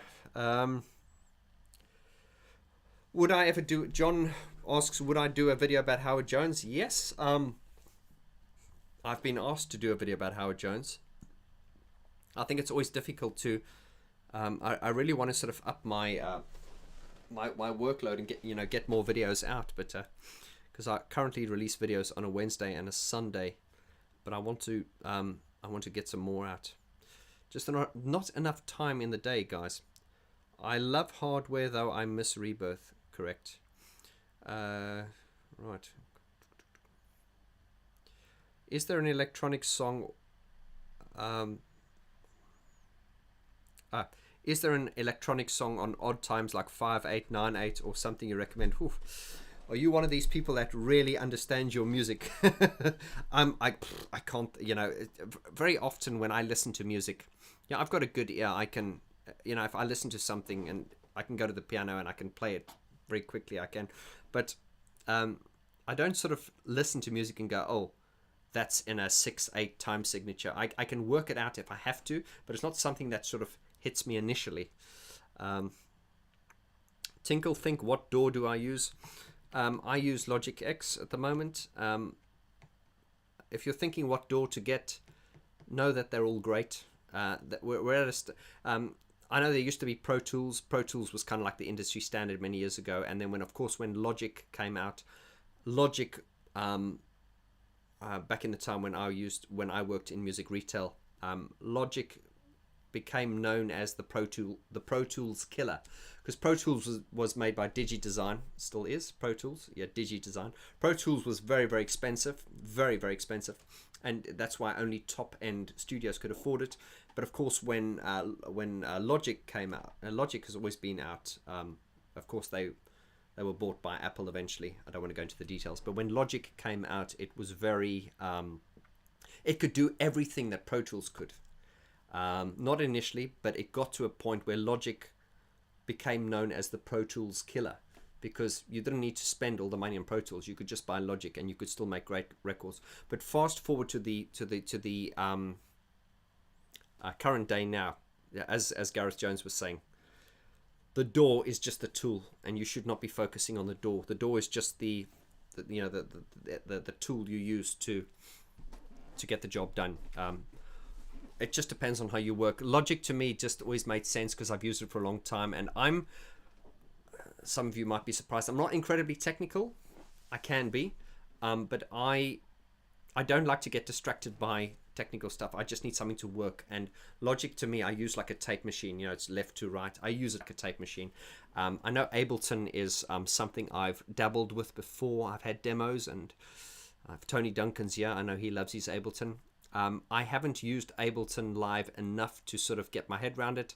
I understand that it's a great platform, but I just personally don't use it that much. It's just not, it just didn't resonate with me initially. It's just I don't really have time to learn new things. Aren't DAWs a little bit too complicated? Yes, DAWs are complicated, but it's a little bit like a mobile phone. Because if you take your mobile phone, right, I have an Apple iPhone. I think I've got an iPhone 7. I'm not very up to date. But I'm always surprised because you get these people who are really geeky, and they'll pull out your phone and they'll be like, oh, did you know you could do this? And I'll be like, oh, I didn't know you could do that. So the point is, I use Logic, and I'm proud of the music I make. I have I sell some records, so it must sound okay. But I know enough to get by, and every now and then I'm scratching my head. I'm thinking, oh, I wish I knew more. But you get these people that know a lot technically. So to answer your question, I think, within Logic, if Logic had 100% of features, I probably only use about 30-40%, because I know there are all these things like shortcuts and things I never use. Don't know they're there. But a lot of these things, like with most technology these days, it has so much more than what you need. So you just need to use it for what you need. You don't need to actually, this is something I teach people with coaching. They really feel that when they get into music production, they need to understand theory. I'm like, no. You start where you are. Yeah. I started playing piano by, I think what shocks a lot of people is when they watch my videos and they think I'm classically trained. Well, if you put Bar Bar Black Sheep or London Bridge is Falling Down, if you put it down in front of me in sheet music, I wouldn't be able to read it. I taught myself completely, starting with one finger.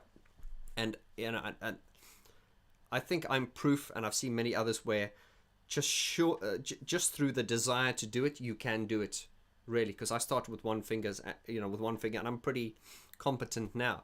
But that came with a lot of hard work, and I think it's like with anything, like with a DAW or with whatever you want to do, it's whether you want to sing or anything. Don't wait for the stars to line up. Just start. Just get started wherever you are. Get started, and through the repetition and the desire to do it, you'll get better. Any tips on how I can improve my skills on Minecraft? No, I don't. Is that a game? Is that a game? Pleasure Principle. Ableton is very good for me. Yeah. Pleasure Principle. Make sure you log into that David Brooks live chat. I'm sure you'll love that. We have spoken before, Pleasure Principle, haven't we? And I've seen some of your videos. Forgive me if I'm not paying attention. It's not that I'm not interested. It's just that there's a lot of information coming at me. Do you think music can be overrated? Oh, absolutely. I mean, look at Nicki Minaj. What do you think of the song Intruder so far? Ryan, I heard Gary singing Intruder at the end of his the last gig I saw from him. He did the 40-year anniversary tour, and he did like a demo. I put it to you this way: I would probably need to listen to it again. I think, from what I heard, it's one of those songs which is a, you know, you get that term, a shower or a grower. I think it's one of those songs you will need to hear it a few times in order for it to grow on you. It's certainly not, from what I heard, it's not a song like if you heard Gary Numan's My Name Is Ruin. When that came out, it was like instantly like wow. It was kind of like Depeche Mode's Enjoy the Silence. It's like instantly wow. But then I think of songs like Walking in My Shoes from Depeche Mode. I mean, I love it, but I didn't instantly like it. So to answer your question, I think Intruder, the single from Gary Numan, I think it's one of those songs that would probably grow on you, but it didn't instantly grab me. But having said that, I'm sure I'll probably go on to love it once I've heard it more times. Manuel, hi Vaughn, greetings from Germany. Hello to you, Manuel. Tudor says, do you like Alto Tracks music? I don't know. I don't know it. Sorry, I don't know it. I sound like an ignoramus sometimes because I feel like there's a lot I should know, but I don't. John says, I really like Spandau Ballet. A lot. Yes, Spandau Ballet. Yeah, Spandau Ballet, more sort of conventional. I don't mean that in a bad way, but more sort of conventional songs, traditional instrumentation and that kind of thing. Yeah, I mean, Spandau Ballet. Yeah, I wasn't a huge fan, but I do like Through the Barricades. I mean, that to me is my favorite song. I mean, what a song. Oh my God. That we made our love on wasteland. Yeah, what's his name? He's got this, Mama said, he's got quite an operatic voice. I'm not a fan of that song. Ha, ha, ha, ha, ha. I know this much is true. I'm not really a fan of that one. But yeah, I do like Through the Barricades. Do you like One Caress? Well, I'm down on my knees again. No, just one caress from you and I'm blessed. Yes, I do like One Caress. Dude, what are your current projects aside from the VG YouTube channel? Oh, Carla, what? How much time have you got? I've got my finger in a lot of pies, and without going off topic, I used to manage restaurants and stuff. But then I you know, any of you work in catering, it's a hard job, you know, 16-hour days, and I decided to go. I decided one day I'm just going to work for myself and go. And working freelance and full time and doing your own thing is not easy. It's not for everyone. But I do find that with a lot of artistic people, because the arts industry is so like underfunded and not taken seriously, you often have to try many different things in order to sustain yourself. So as a result, I've learned a lot of skills over the years, and you'll be surprised at some of the stuff that I have done or do. Nothing sinister, of course. Depends how you look at it. But yeah, I am involved in a lot of things, and there is a lot of things required to, you know, for an artist to stay ahead. The YouTube channel is like my baby. I love it. And, you know, it's taken a lot of work. I went through some quite hard times in the beginning. I got to a point where it was demanding so much, but it wasn't giving much back. And I don't mean it wasn't giving. It's just, look, I'm not a money hungry person, but, you know, you do need to pay your bills. So that is why, you know, people are quite happy to, you know, accept the content. But, you know, sometimes people don't understand that, you know, that it doesn't always pay its way. So it certainly didn't in the beginning. And it got to a point where it got really stressful because it was demanding so much. And because I was spending so much time on the YouTube channel. I was neglecting my clients for the coaching, and I wasn't doing the things that brought the money in. But we're in a much better place now, thanks to you guys. Who this is a community, guys, and you will notice I never use the word me or I. It's us, because I think people, whether you're a singer or whatever you are, it's easy to lose. I think you get to a point where you become so successful in whatever it is, and we see this where people just they forget why it is they are there. Because if all of your fans or followers, whatever you're doing, were to turn around and say, we're not hearing you anymore, you would end up on the street. So I'm very conscious of that. Someone's just said, I'm a hitman. Well, someone said to me once, Vaughn, you would be the best drug dealer ever, because no one would ever suspect you of being a drug dealer. So I always laugh at this because, I live in Rotherhithe here, southeast London, and Bermondsey. We've got London Bridge here, and this is where all these sort of gangsters came from back in the the Krays, and the Krays were north of the river. But anyway, you had the gangsters around this area many years ago, and I see a lot of these wannabe gangsters. Sometimes they're around here, and they've kind of got the swagger, and they walk like this, and I'm like, I know you're selling drugs, but you're being so obvious about it. I mean, imagine me walking down the street. You would never suspect me of being a drug dealer, would you? That is why I'd probably be a great drug dealer. So yeah. So I'm not a hitman, but maybe I should be a drug dealer. In the words of Gareth Jones, don't do drugs. Everything is balance. Yes, it is. Espen Kraft had a video about quitting job recently. Yes, I love Espen. He's great. I'm going to do my impersonation. Hi, I am Espen Kraft, and I am the Aries. I'm going to quit my job. I did interview Espen a while ago. I love him because he knows exactly where he is in the market. He's kind of like, I'm this and I do this, and I like the fact that he's coined the phrase "I am the '80s." Not "I love the '80s." It's kind of like "I am the '80s." Yeah, and Espen, I've followed him. I've watched his channel grow, and he's like a boss now. He's kind of like, his photos are, he puts out these photos where he's looking really cool and stuff, and I think it's awesome. I think it's great that he's quit his day job and he's made the plunge, because he's certainly giving great value, and I love what he does. I do handyman and lawn mowing work. I'm my own boss. Yeah.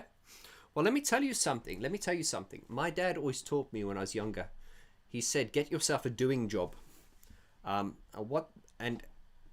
if you excuse the term, when the shit hits the fan, like when things break down, the first people who will lose their jobs are like managers and consultants and that. But people who actually work with their hands and build things, like tradesmen and things like that, you will always have you will always have a job. And that is why I always say to people, if you're an artist, try and get a trade, because I do know some people who are actors, and they're really struggling at the moment, but they got no other skills. They went to drama school and they came out and they managed to get acting role after acting role, but besides that, they've got no other skills that they can fall back on, and it's a very hard time. And if there's any of you here that are struggling or feeling it, I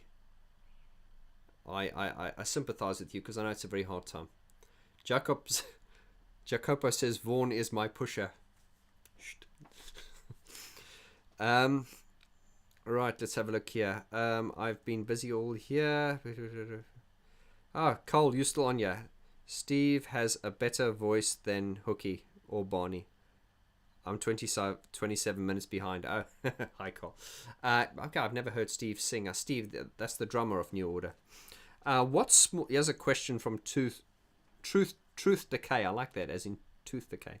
Truth Decay. What smaller bands or artists do you enjoy?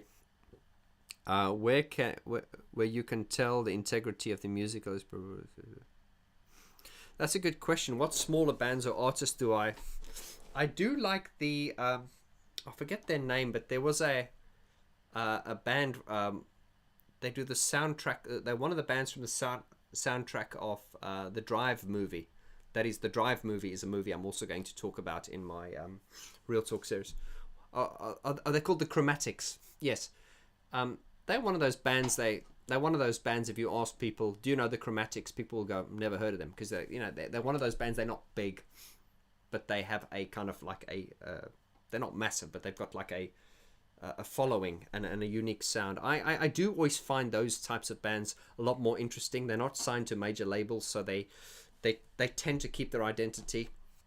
Coming back to the Daniel Miller video I did with Depeche Mode, he basically signed them on a handshake, and he allowed them to really express themselves. And I said, if Depeche Mode had signed to a major label, they would have been dropped after the second album. So I do like the flexibility that small labels give you, and they allow you to develop your style, because otherwise you just end up on the mainstream. And yeah. I mean, it's a bit like David Guetta. I remember the time when him and even Tiesto, when they were like these underground DJs, and you listen to it now, it's just like, it's just all shiny. And anyway, right, Placebo. Yes, Placebo, absolutely love Placebo. Any thoughts on Laybach? I don't know Laybach, no. Once again, send me the links, I'll have a listen. Tudor, what are your thoughts on menu diving when using hardware synths? Do you find the Integra 7 harder to use than the JD800? That's a very good question, Tudor. Menu diving, I find, especially on these Rolands, like on the Integra, I don't use that Integra much. I mean, I've used it. It's got some nice sort of like bread and butter type sounds, which I sometimes use for clients and stuff, depending on the production. But yeah, there is a lot of menu diving. I do find the Roland stuff, I'm quite a guru. I don't a guru, but I'm very good with the Roland menus, because I've been using Roland's equipment for so long. I think the Roland menus are quite complicated. They're not for me because I've been using them a long time, but I do know that a lot of people, they're just like, I can't do this. It's very complicated.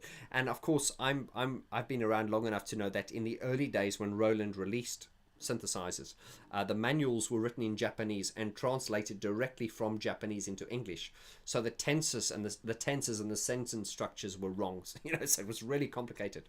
Of course, it's not like that anymore, because they are very easy to understand these days. But menu diving is, it's not for everyone, and that is why when you come to something like a kind of like a hands-on analog synthesizer, although this is this particular one it's got digital controls, so although the sound circuit is analog, you've got the digital control, so you can actually save a preset and stuff. And I've got friends and members of the Vaughn George producers forum that are kind of like they're like purist hardcore analog gurus, and as far as they're concerned, if you can save a preset on it, it's not a real analog machine. And I disagree. I like it that if I come up with a sound, I can save it and have instant access to it. That's just me.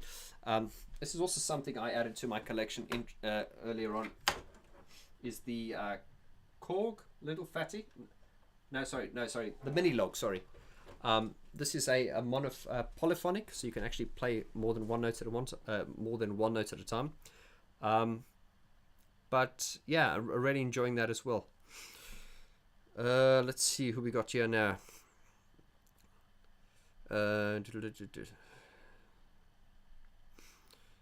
Indeed, how did Neil Young predict the lockdown? Shutdown release 2019. Well, maybe he's like Nostradamus. He can probably just see into the future. A question here from Murray. Do I like Arcadia? Yes, really do.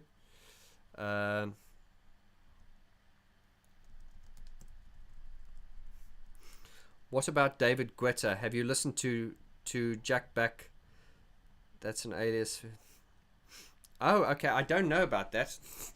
Once again, it's very difficult, because imagine this.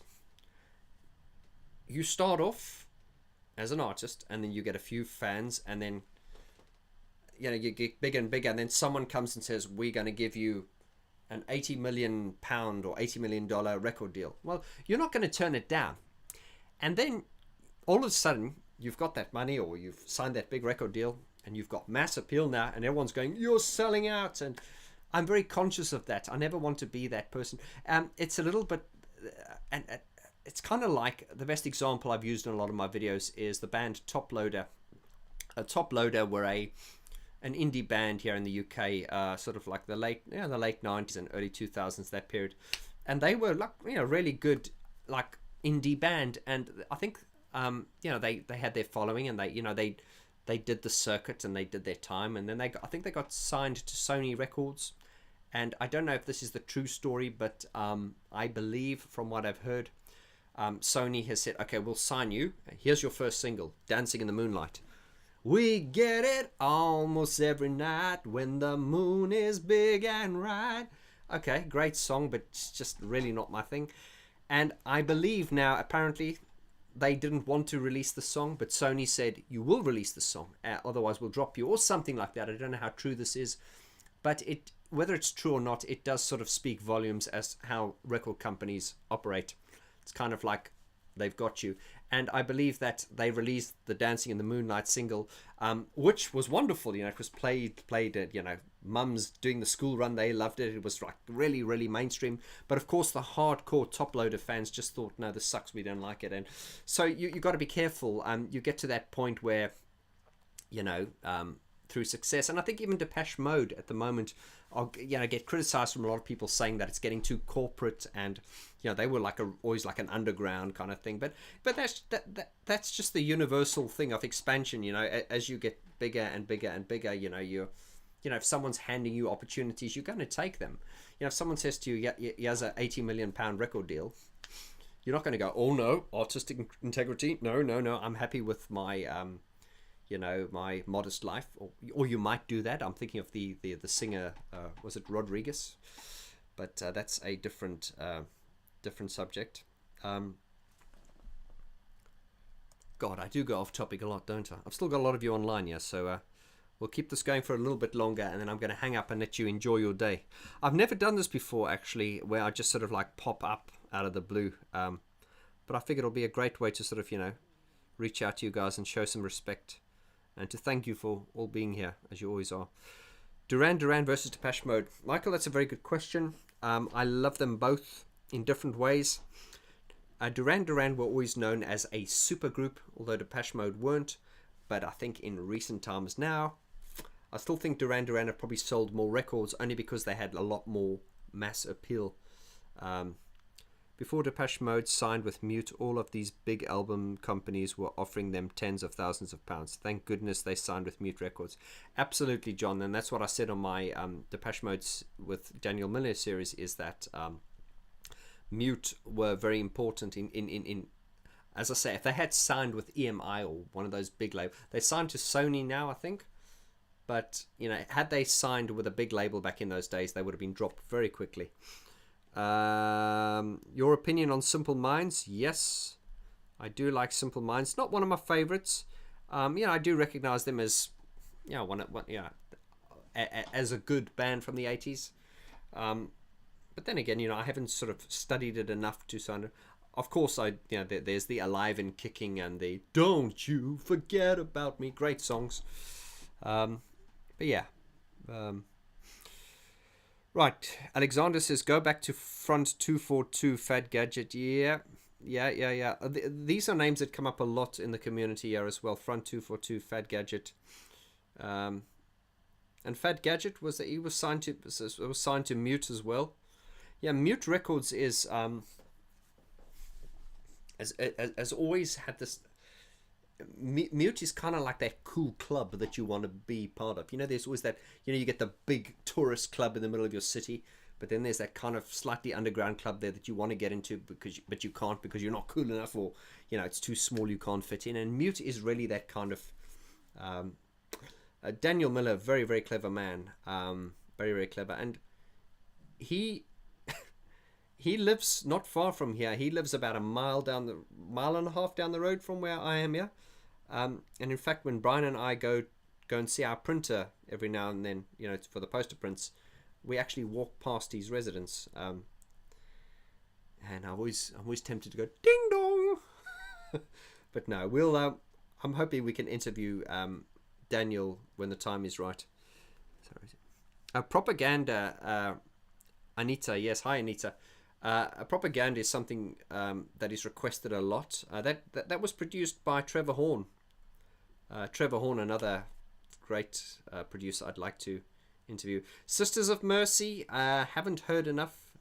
If you ask, I haven't heard much Sisters of Mercy. Yes, and there's another one. Depeche Mode supported Fad Gadget live in 1980. I didn't know that. Yeah, Propaganda, very popular. Right. Have you ever heard the live version of I Want You Now from the Exotic Tour in 1994? Did you like it? Yes, I did. I actually went to the Exotic Tour in 1994. They came to South Africa. Now, the Exotic Tour was basic. I only learned this recently. It was because obviously you had the Devotional Tour and then you had the Exotic Tour, which was, correct me if I'm wrong, it was the same tour. It was just a scaled down version, because when you watch Devotional, they had that huge stage, and then the Exotic Tour, I believe, took place in the Southern Hemisphere. Correct me if I'm wrong, but it was kind of like a scaled down version of the Devotional Tour. And so what we saw in the Johannesburg Standard Bank Arena back in 1994, when I saw Depeche Mode, they what I thought I was watching the Devotional Tour, but it was the Exotic Tour apparently. But it was the Devotional Tour. It was the same. It was basically a smaller, scaled down version, not as elaborate as Devotional. I mean, they didn't have all those screens. They only had like one big screen behind them, so it was like a scaled down version. And of course, the reason Depeche Mode did that was just because of the cost. I mean, if they had to ship all that equipment all over the world, they would have just run at a loss. So. And yes, to answer your question, I did remember the version of I Want You Now. I think on that version they used, obviously produced by Alan, really. They used for the drum for the rhythmic part. They used the motorbike idling sound that they used from Stripped. The duk duk duk duk. They used that as well. I think it was slowed down a bit, and then there were some guitar samples from Walking in My Shoes, which were used on that as well, which Alan had kind of, he took the Walking on My Shoes samples and he chopped them up and down, pitched them and everything. So, yes, I thought that was a great version. I think, Devotional was the ultimate show. Claudia Brooken and Martin Gore worked on a song together. I didn't know that. Someone sent me some music of Ava Gore, Martin Gore's daughter, recently, and it's very, very good. It was so funny if you look at Ava Gore, Martin's daughter, you can see such a resemblance. She looks so much like Martin and also when she plays guitar. When Martin plays guitar, he gets that like really serious look on his face, and she's got that. She has those same Martin Gore expressions. I don't know what her laugh is like. Martin, the best laugh ever. Right, I wish Depeche Mode would create a double album filled with songs like Ocean from Goldfrapp. That would be great. I love the Goldfrapp remixes that they did. And I think a lot of some of the Goldfrapp remixes were used by Depeche Mode, or they utilized some of the Goldfrapp mixes or remixes within the live shows. Hey Vaughn, Carla says, hey Vaughn, what are your favorite Depeche Mode tribute acts? Oh, I've got to be careful here.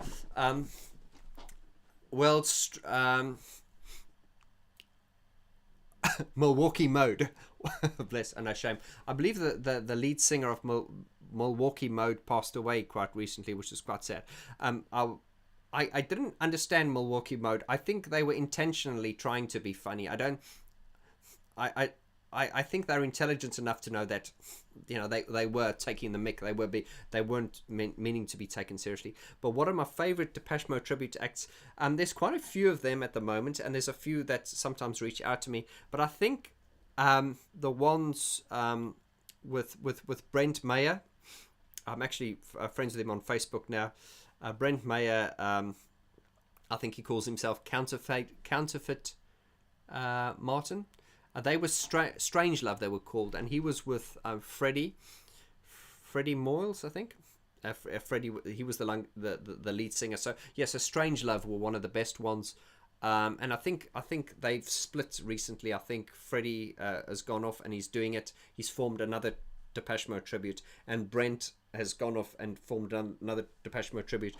Once again, great, great tribute act. I haven't sort of, I remember Strange Love. I haven't sort of watched the two as they've gone separately, what their acts are like, folks. But I know Strange Love were great, and of course Forced to Mode, who I've also did interview on the channel a while ago. I think Forced to Mode have just got, I think what give Forced to Mode an edge is the fact that the lead singer Christian actually looks like Devotional Dave. You know, he looks and sounds like Devotional Dave. But yeah, I think I would probably say, from what I've seen, I think Strange Love and Forced to Mode, you know, definitely probably the best ones I can think of at the moment. Right, Christian. Okay, I'm going to try and get some more questions here. Vaughn, will you make Duran Duran album series after finishing Depeche Mode? Yeah, I'll probably eventually get to everything. I've got the feeling we'll all be very old one day, and we'll still be flying the flags of all these things. Christian, you're going very fast now. What album series will you do after the Depeche Mode series? Well, I want to do a Gary Newman album review series as well. I also want to do Erasure and Pet Shop Boys and OMD. I don't know where I'm going to get the time for all of this, guys, but just understand that a lack of ideas is not going to be the problem with this channel. It's going to be a lack of time. Let's have a go here. Right. Why Kraftwerk is not so well known? Because they were hermits. Well, I think Kraftwerk are very well known. I think Kraftwerk, I think everyone knows Kraftwerk, but they were always on their own trip, and they are kind of like, that's where it all started. They were of the guys. They were what I call the gurus. Remember, I talk about gurus and influencers, but they were the gurus.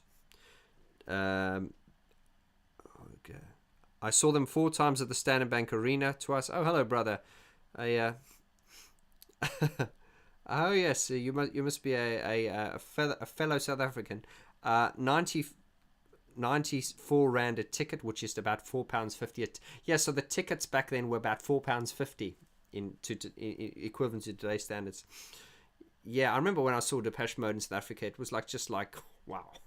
Just because the South African music industry back in those days was a lot like the Australian music industry. You know, great musicians, but it was very quite traditional. You had rock bands, country bands.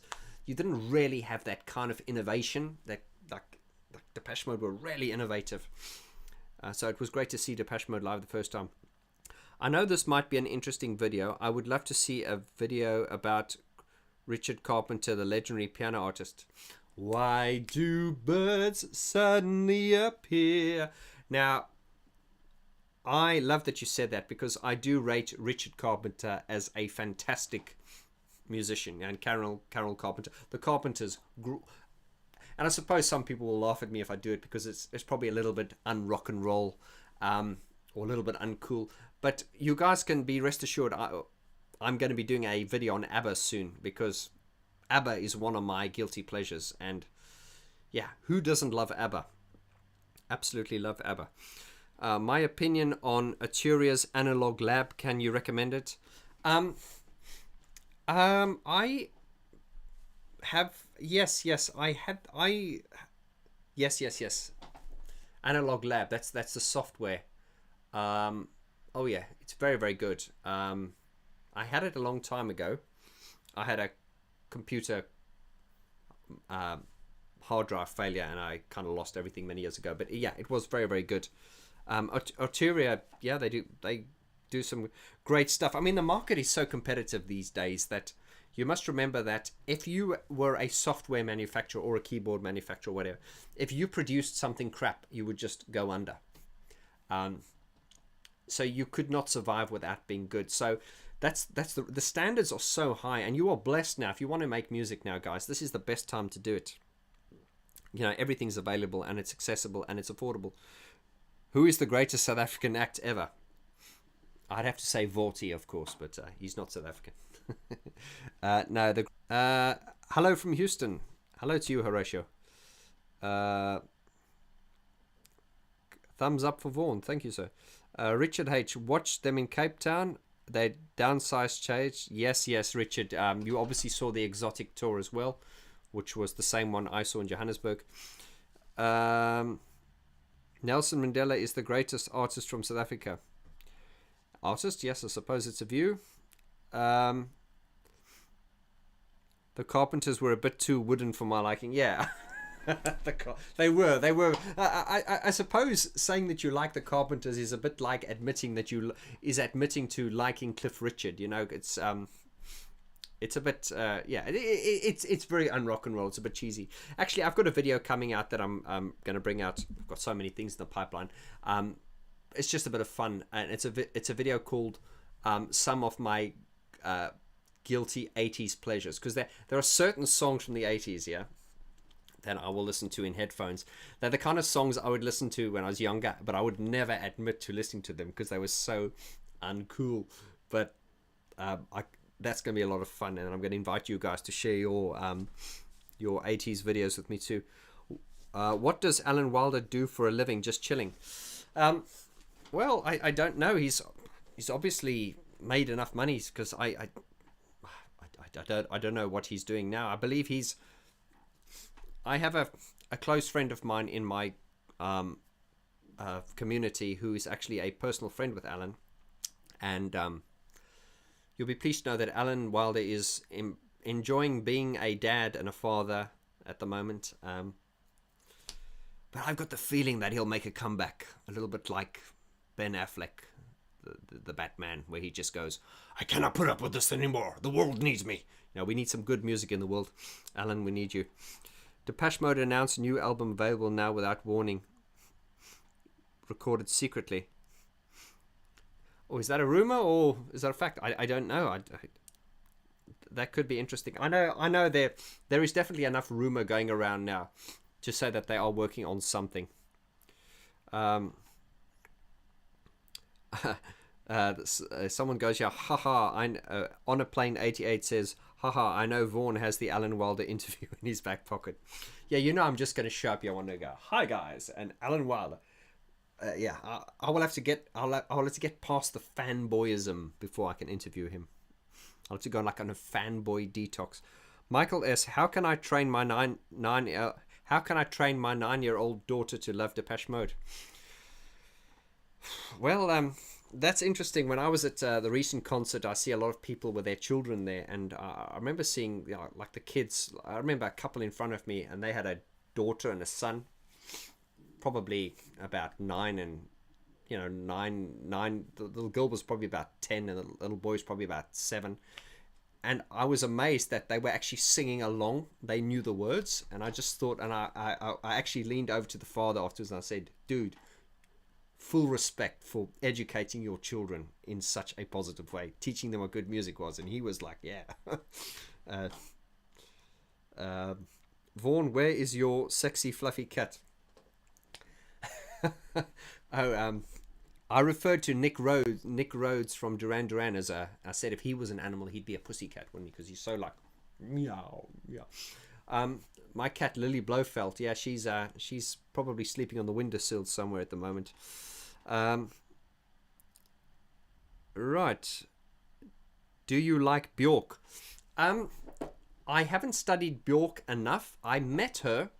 When I was working in a music retail store in London. Here she came in. She's very small and she's very sweet. I need to look into it more. Bjork is, I think, one of these people that is just like on another level of creativity and genius. I did at the time find it a little bit too pretentious and a little bit out there. But that was at the time. But a lot of stuff I've sort of looked at recently that I can probably understand it more now than I could when I was younger. I do rate her as someone that is completely on her own trip. And yeah, just a musical genius and a little bit crazy, but incredibly talented. New Order vocals are amazing. You just don't understand. Go listen to Coldplay. Oh, you're probably responding to someone else, mate. Oh, I see. No, sorry. You're just responding to someone else.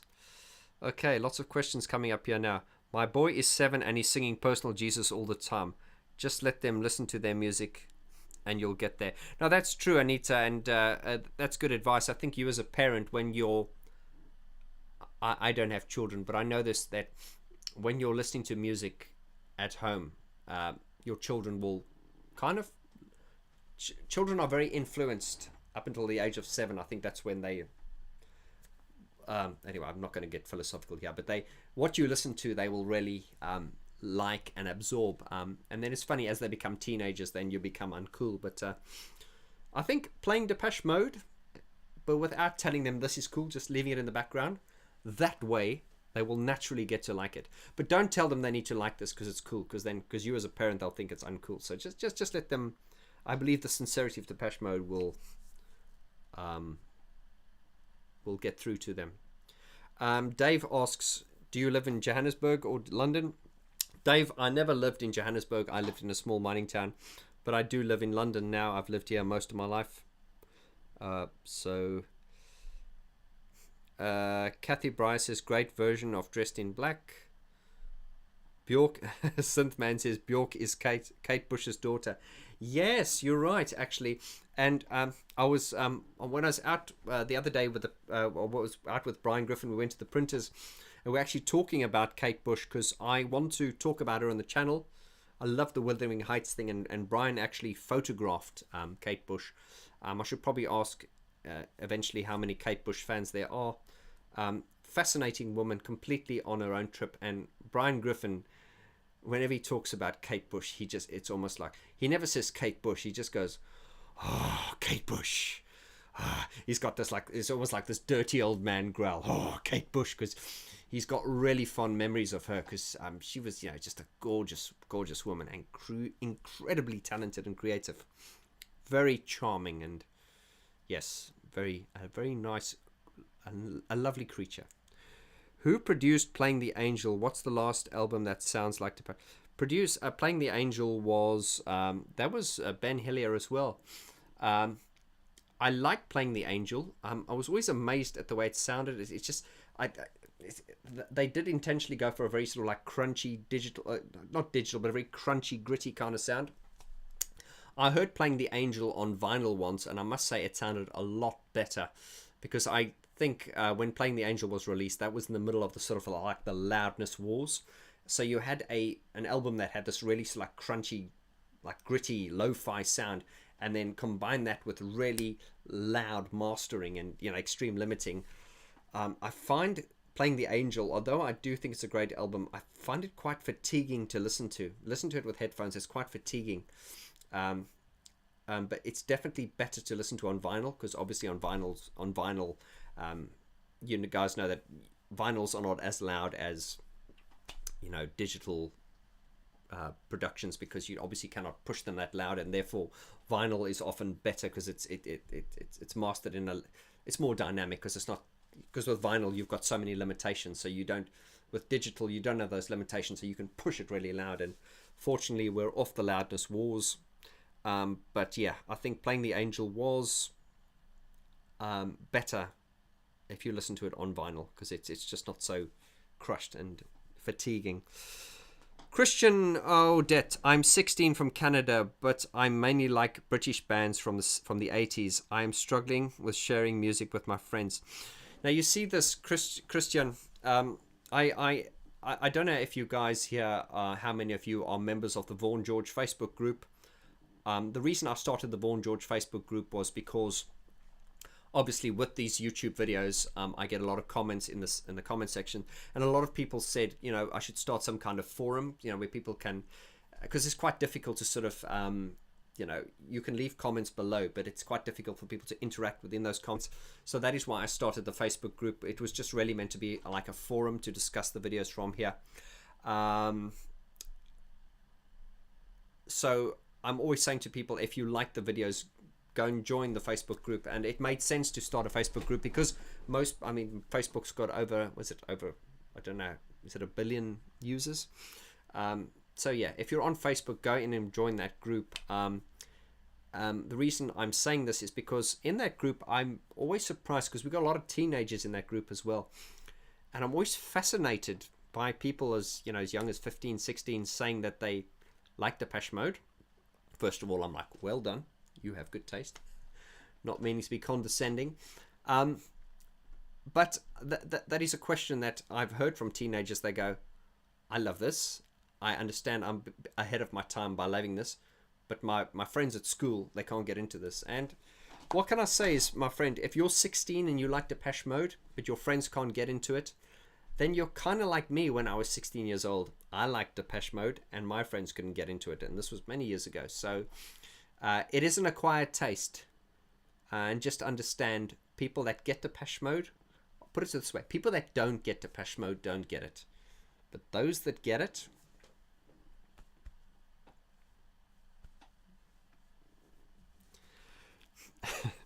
right. Tinkle Thing says, I'm scared to join Facebook. Oh.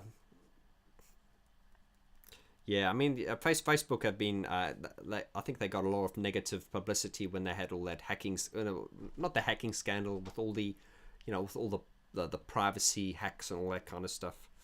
But yeah, I think the internet is a scary place, guys. I mean, the funny thing is now, as I'm sitting here in the studio here, I'm talking to a camera, and you guys can hear me and see me, but I'm just looking at your names coming up on the screen, and this is why I like Zoom. I can actually see you guys. But yeah, the internet is a very dark place. But what I'm very proud about this community, the Vaughn George channel and the YouTube and everything, and I always say this, is we have managed to harness the positive side of social media. When social media first came out, YouTube and Facebook, these things were, I believe, created with a positive intention. It was to connect people. Of course, in recent years, these tools have been used negatively. Yeah, they've been used for propaganda and for people bullying each other and trolling. But I don't believe that was the initial intention. I see the internet as a tool. It's a little bit like money. You can use money to buy drugs, or you can use money to buy food to feed the poor. You can use water to nourish a person who's dying of thirst, or you can also drown someone with water. The point I'm trying to make is, just like the internet, it's a tool. It can be used for good or for bad, and I'm glad to see that this community, we have harnessed the positive side of the internet. The bringing people together. I've connected with people here. It is so nice that you can connect with people from all over the world. And because if we bring it back to Depeche Mode, when you liked Depeche Mode back in school, there were a few people that liked it, but you were a bit weird because you liked it.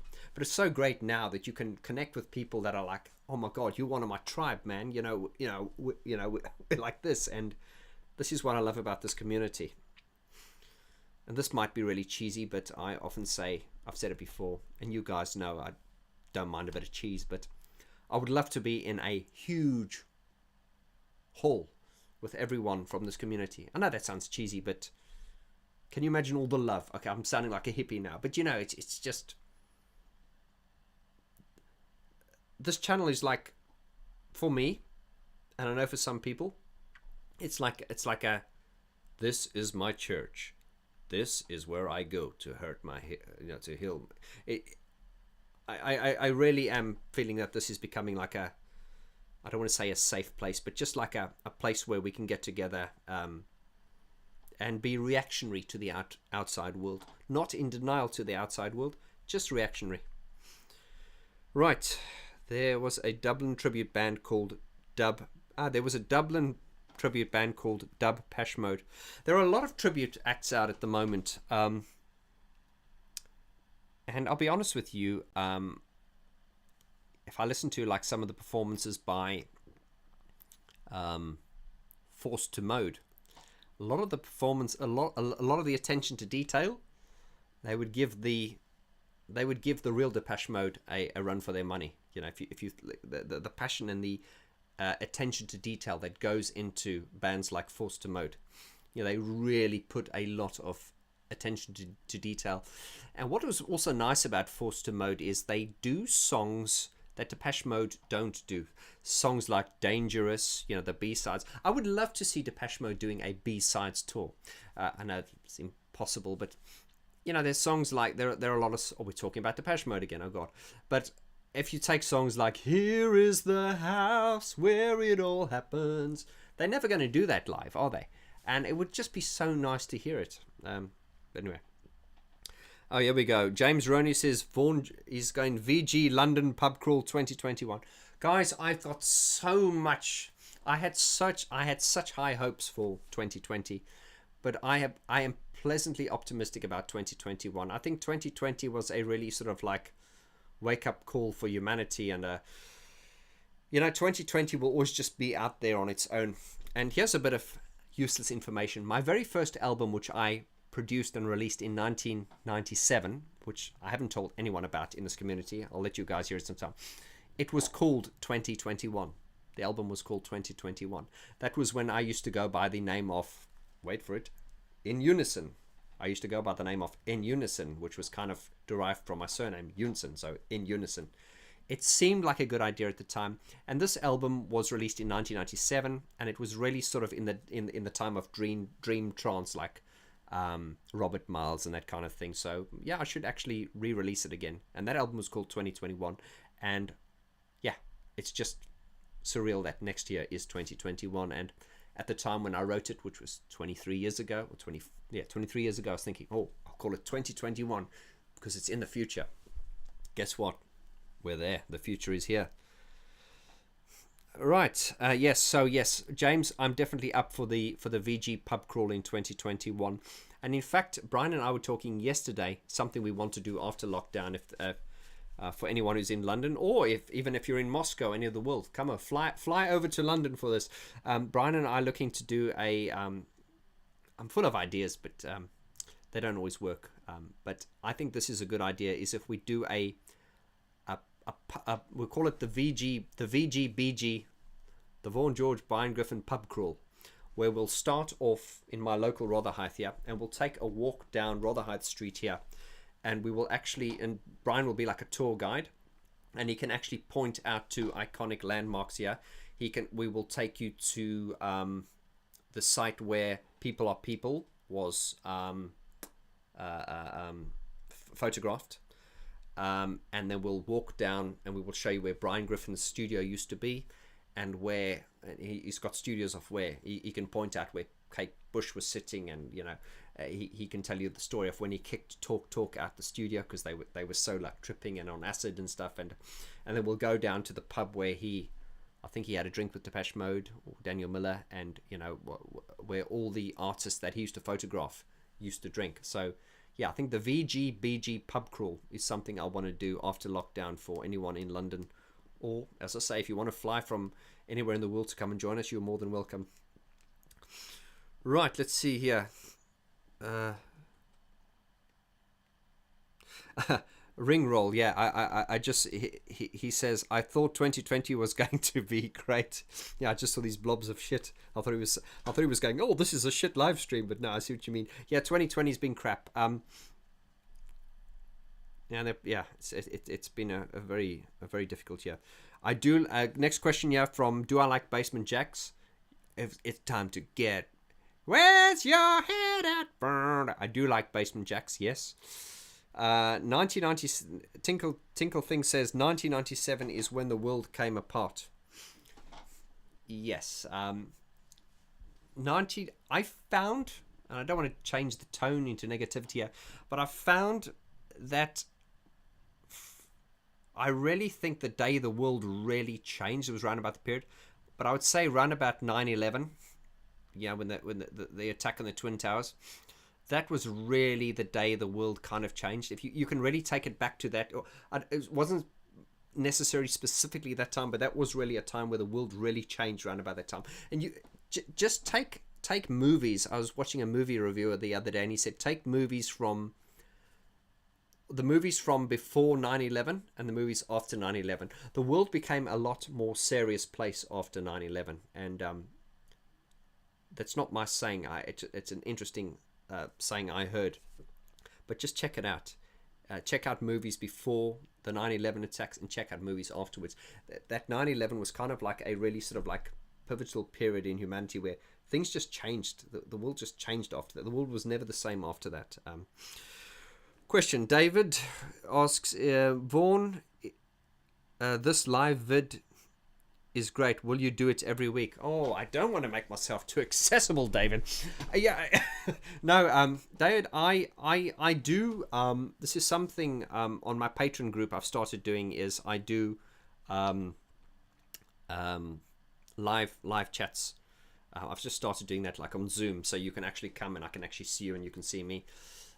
If anyone wants to join my Patreon group, it's there for you to join. Feel free. But so far as this kind of thing is concerned, yes, if there's demand for it, I think we should, I'm happy to do it. For me personally, and this is maybe the chip on my shoulder, I just never ever want to come across as that annoying guy that's like, oh, hello guys, it's me again. I'd rather put the content out and let it kind of talk and then come out again. So I never want to kind of be in people's faces, but at the same time, I'm happy to do this. I mean, I'm really enjoying myself. I mean, how long have we been going now? For quite a while. I'm probably going to run out of a voice soon. So let's do a few more questions and then we'll hang up and I'll let you enjoy your day. Question, yes. Some Great Reward says, speaking of Brian, any plans to do the Only When I Lose Myself chat? Yes. That is going to... I want to do that as part of my album review series. And the album review series has taken so long.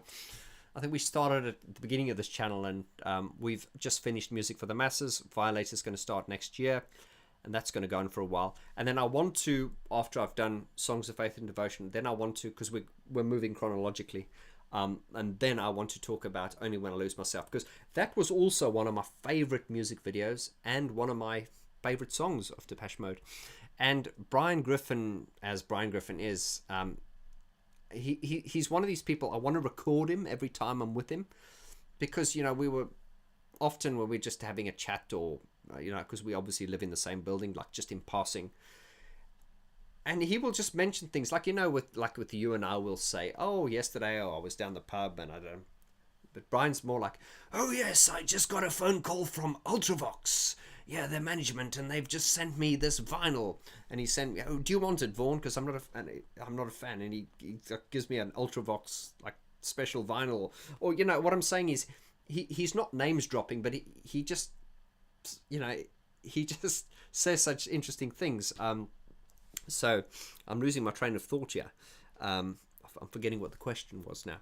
Yeah, it's completely gone now. Sorry. So what was the question? I'll bring this up quickly, guys. I had a bit of a health scare. When was it? 2 months ago. I kind of was getting dizzy, and anyway, I've been for an MRI scan and everything, and they haven't found anything wrong. Because I've got like this kind of dizziness, and I'm a little bit forgetful and foggy. It's not that bad, and this is why I kind of disappeared for a while. I'm giving you too much information now, but it's nothing sinister. But I'm thinking, based on the research that I've been doing, because they've done an MRI scan, I was so dizzy I couldn't even move. My hearing, my ear was buzzing, and I was really worried. I thought I was losing my hearing and losing my mind and everything. But anyway, I had the MRI scan. I'm fine. They can't find anything wrong. But we're thinking now that this could have been a COVID symptom, that I possibly had coronavirus, because my fiance had coronavirus in the beginning of the year.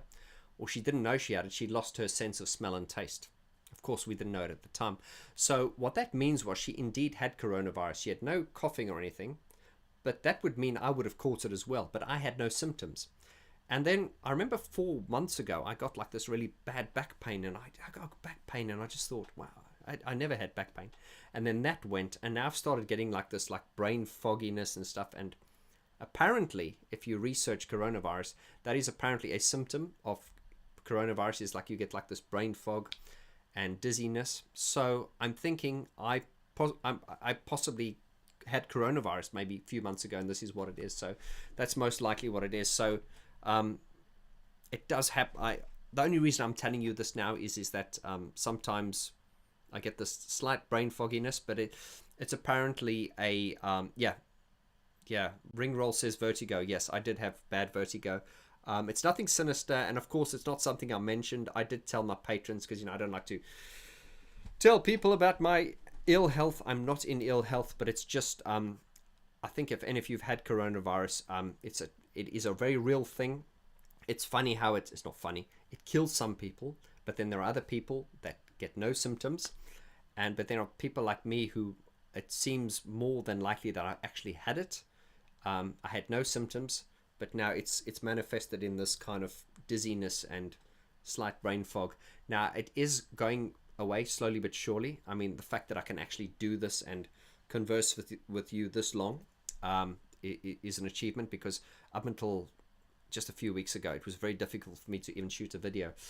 But yeah, the coronavirus is a nasty thing. I believe I've had it, but coronavirus is a virus, and like any viral infection, there's no cure. It just needs to work its way out of the body. So anyway, the monologue is over. I'm getting better, but yeah, that is my slight forgetfulness. Was that Vaughn? How old am I? Adam, how old am I? Well, when ladies ask me that, I always say I will be any age you want me to be. No, how old am I? I'm over 21, old enough to drive and old enough to drink. Vaughn, you're such a dizzy boy. Yes, I know. Go carnivore. Yeah. Check out your antibodies. Yeah, I think I should do the antibodies test. Is Sophie Ellis... yes, a question. Is Sophie Ellis Bextor underrated? I met Sophie Ellis Bextor once. I'm doing a bit of names dropping here. I was dealing with a producer called... I did a remix for a producer called Richard X. He was the guy who did... remember that Gary Newman remix? The Sugar Babe song.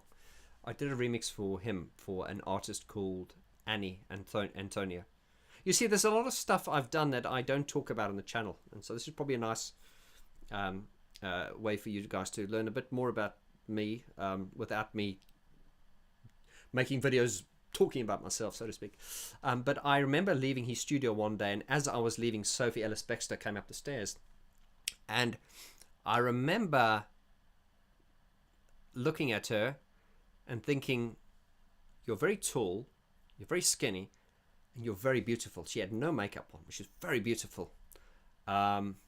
Yes, as far as her music goes, I think as an artist she was quite fascinating, because she's quite there's murder on the dance floor, but you better not steal. It was a little bit lazy, very English, but it worked. I think she's very striking. And to answer your question, I wouldn't say she's underrated, no, because I think she's done well. I can show you a lot of people who are underrated. I mean, I get the music demos from people often who are very talented, and I'm like, you are undiscovered and underrated. So I think for a lot of these famous artists, when we say are they underrated, it depends what your definition of underrated means. I just think it's, sometimes certain bands are signed to very good labels and have a very good marketing machine. And then there are those like Talk Talk, which I always felt were the band Talk Talk. I always felt they were underrated, but some of you might feel they were overrated. I don't know.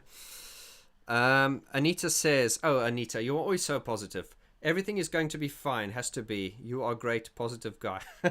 I'm not always. Don't worry. Remember, Anita, I am a Depeche Mode fan, and we Depeche Mode fans tend to get really down sometimes. But yeah, I am a very... I think the world is going down a very dark path, and yeah, this is not virtue signaling, by the way, because you guys know I don't bullshit, but I just think communities like this, if there were more of these things where people just looked after each other, I think the world would be on its way to becoming a better place, I think. James Roney says he's 44 tomorrow. James, you old git. Don't worry. You know something? life goes so quickly, man. It it really does. It just go. And yes, the thing about getting older. I sound like I was watching the Russell Brand YouTube video the other day, and I thought, God, this guy's really philosophical. He's even more philosophical than I am. But let me tell you one thing about age. I was talking to a girl once. Okay, as an example, she said, "Oh, a friend of mine, Julie. She turned 31, and she said, God, I'm so old." I went, "You're not old." She said, "But I am. I'm 31." I said, "Let me tell you something about age. When you turn 30, for example, you feel old because you've never been 30. You've only been on this world for 30 years. So you turn 30, you feel old. But then when you get to 35, you look back and you go, God, I wish I was 30 again. You see? And then when you get to 40, you go, oh God, I wish I was 35 again. So we're in this constant residual of looking back going, oh, I'm old, I'm old. The bottom line is you're always going to feel like that. So when you get to 80 one day, you're going to go, God, I wish I was 75. So it never stops. So, just live life, dude. Right. Let's see. I liked your performance on Crockett's theme very much. Do you plan to further more classic songs for us here in future? Oh yes, thank you, Mr. MUK said he liked the Crockett's theme. Yeah, the Crockett's theme. I'm actually going to do a video on that, on the deconstructing of Crockett's theme. But then I went on a tangent and I reversed engineered that, and I got a lot of views on that video. People saying it's the most authentic sounding version of Crockett's theme they've heard since Crockett's theme. Some people have said, and of course there were a few people going, "You suck, man," and I was just going, it's okay that I suck, but give me a reason to why I suck. I'm open to suggestions. But anyway, that Crockett's theme thing I did was I always talk about, if you're going to cover music, don't copy it religiously. Always try and add something new to it. But with that Crockett's theme, because of the subject, I was trying to sort of come as close to it as possible, and I'm very proud of what I did with it. So yes, I will do some more music like that. It's just so, my problem has never been ideas. I just find I get too many, and I just don't. My problem is time. I wish I had more time. Tokyo Skyline. Hello. The last album to sound like Depeche Mode is always their last album. It's where they were musically at the time. Only 2 of their albums sound similar. Oh yes. Some Great Reward and Construction Time Again. I get that, Tokyo Skyline. Yeah, I think there is a similarity between Some Great Reward and Construction Time Again. Those were two of the albums that Gareth Jones was involved. Although Gareth Jones didn't produce the first one, he was the recording engineer on the first one. He did produce Some Great Reward and Black Celebration. But yeah, I can see the Construction Time Again and Some Great Reward are quite sonically similar, and that could be a lot to do with Gareth Jones as well. So yes, Peter Mackler. Yeah, you've just quoted the saying, "Youth is wasted on the young." Yeah, that was George Bernard Shaw. Yeah, he did say the youth is such a wonderful thing. It is a pity it is wasted upon the young. So yeah, and I heard a thing from an old person once. They said, when you're young, you've always got hang-ups, especially when you're in school and stuff. And yeah, you always got hang-ups. But you will get to a point one day when you're older, a much older person, you'll look at your photos and you'll go, wow, why did I not see how amazing I was? Amazing. You will just look at yourself and you'll go, God, there was no reason for me to hate myself this much. And this is something... We're going to philosophical here now. I've got my fiance's got this cousin, and her cousin has a daughter, and her daughter is, I think she's about 20 now, but I've known her all her life since she's about 11 years old, and she's this beautiful little blonde hair, blue-eyed girl. She's beautiful, just stunning. And okay, now she's all grown up, so she's like this beautiful blonde haired, stunning, like bombshell. Wow, she's stunning.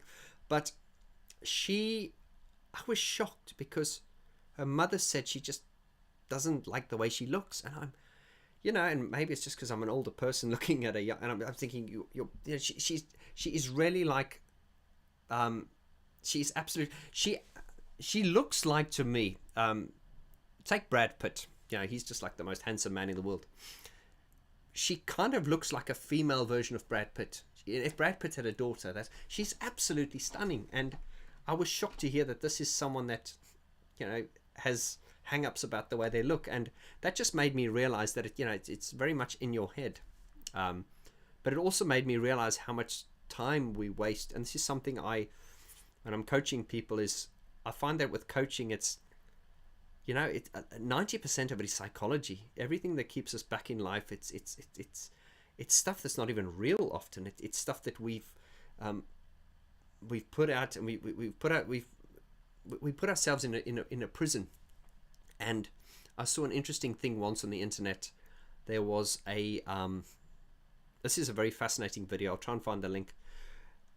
There was a sketch artist, and this is one of those sketch artists. They work for the police. Now, you know, when there's a crime, you will go to a sketch artist and you will describe what the criminal looked like, and they can kind of draw them, and it's amazing how accurate they can be. Well, in this video, they got the sketch artist, and they would get a person to come there, and the person will be sitting here, and the sketch artist will be sitting with their back towards this person, so the sketch artist cannot see the person that's speaking. And the sketch artist will say, "Explain to me what you look like." And this is fascinating. So this person here will say, "Well, I've got a slightly big nose. I think my lips are a little bit thick. My ears stand out a bit, and my hair's a bit thinning." And so this sketch artist is drawing. They can't see you, but they're drawing a picture based on what you're explaining yourself to look like, yeah? And then, so they've got this picture. And then later on, that same sketch artist will ask one of your friends to describe you to them. So your friend will go, "Oh, this is my friend. She has beautiful blue eyes. She's got this lovely..." And she will explain. And then the sketch artist will actually make a sketch based on the way your friend describes you. Well, guess what? When you hold those two sketches up that were drawn by the sketch artist, the picture that the sketch artist drew based on your explanation is pretty hideous. And the person that is you, as explained to the sketch artist by your friend, is beautiful. You've got to see that video. And that just really showed me how I often see this. I mean, because I've suffered with this. I think a lot of people have. We just have a very, very low opinion of ourselves. Yeah, a lot of people do. And I think it comes back to sometimes I find with a lot of Depeche Mode fans, because Depeche Mode fans are usually more intelligent than most people, of course. I find that the problem with the world is, as a saying once goes, the problem with the world is that intelligent people question themselves and they doubt themselves, whereas stupid people are cocksure. How often do you see like that idiot, like, "Hey man, he's just a dumbass dick," and he doesn't question himself, and and then you'll see this person. We all know these people who are like really intelligent, very good looking, but they doubt themselves and they struggle in life. And why is that? It's because they're too intelligent. They think there's that awareness. This is turning into the Russell Brand channel now. I'm sorry, I'm getting a bit far too much psychology here, but I think you guys know that in this channel that there is heart and sincerity here. Don't be so philosophical about age. We like you because you look like a younger version of Martin Gore. Me. I had that before in school once, but yeah, when I was a lot younger. But now they say I look like Fletch. And it was quite funny. Some people have actually said that Brian Griffin looks like Martin Gore's dad. Think of Brian Griffin and think of Martin Gore. There is kind of a resemblance there somewhere. I didn't notice that until someone said that to me. Did you change your mind after the video you did about the Cure's Lullaby? I've always respected the Cure, and I've always liked what I've heard, although I've never sort of... when I say I'm not a fan, I mean I don't own any of their records, but if the Cure's playing, it's one of those bands I'll turn it up, or I'll be like, "Oh, it's the Cure." It's not one of the bands, if their music's playing, I'll turn it down. So I like it, but I'm not a fan. You know, certainly not like I am a fan of like Depeche Mode or Pet Shop Boys or something like that. Go away. Questions coming up quickly now, guys. I really thought I was going to come online and be speaking to no one. I didn't realize I'd be on here for so long. Did you change? Oh, okay. Everything is in our head. First of all, deal with your head. Yeah, that's true. Everything's within your head. Christine says, thanks, Vaughn. Really enjoyed tuning in. Are you leaving? Okay, you're leaving. Bye now. Yeah, and there's yes a sinister one here from, well, an honest one here from Tinkle Tickle. I think the New World Order agenda is a combination of Huxley's Brave New World and Orwell's 1984. Yeah, I've always been a big fan of George Orwell, and it is very, because, you know, they talk about how art influences science and science influences art. No. Is it history influences science and science influences history, or something like that? Sorry, the brain fog's kicking in now. It is shocking when you read like the 1984 book and you kind of see the way it's kind of manifesting itself now, albeit, you know, 35 years later. It is very, yeah. You know, the world sometimes, I feel, has taken a nightmare pill, and I sometimes just don't want to be a part of it anymore. I don't mean it in a suicidal way, but it's just like, there's a certain element of denial. Like, I used to watch the news a lot, and I found that just not watching the news anymore. But people say, but no, Vaughn, you've got to be informed. And I'm like, yeah, you need to be informed, but you don't need to be inundated. You know, just I think some of the problems why we suffer so much these days is, my dad was talking to me recently, or the other day, and he said, Vaughn, you know, when we were younger, you know, like when he was younger and I was a kid, the news used to come on in the morning, and it would come on in the evening. That's it. So you'd get 15 minutes of the news in the morning and 15 news. But now these days, with the advent of 24-hour media, it's constantly bombarded at you. And remember, like 24-hour news, it is a content-hungry machine. So they need to be constantly bombarding you. Also, you've got these mobile phones these days, and you're constantly, it's like, it's at you all the time. And I think we as human beings, we don't actually have the bandwidth to cope with the amount of information that is being thrown at us at the moment. And I think this is why we do suffer. So I'm very, you know, I've certainly done the social media detox and shut down. I did that a while for my own sanity, but I found that I really missed the channel, you know. It's because I don't sort of associate my channel with social media and all that kind of stuff. This sounds cheesy, but I'm going to say it. It's like a sanctuary. It's like a church for me. It really is.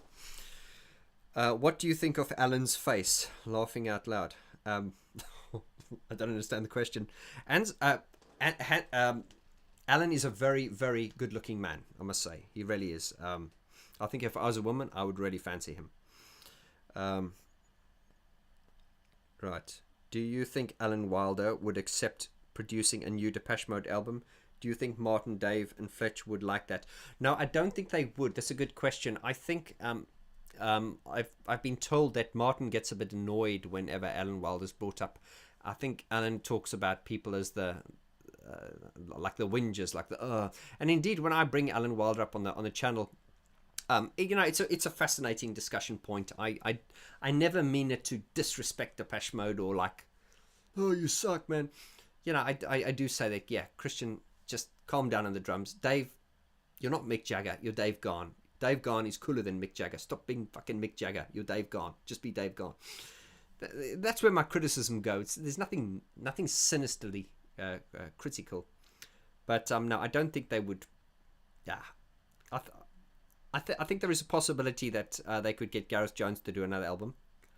I'm certainly advocating that. Gareth Jones, the new album, Brian Griffin, the artwork, because let's face it, Anton's, once again, there's this over-reliance on Anton, and I think Anton's best album cover was, you know, of Violator. I mean, Violator was just stunning in every way. They just ticked all the boxes.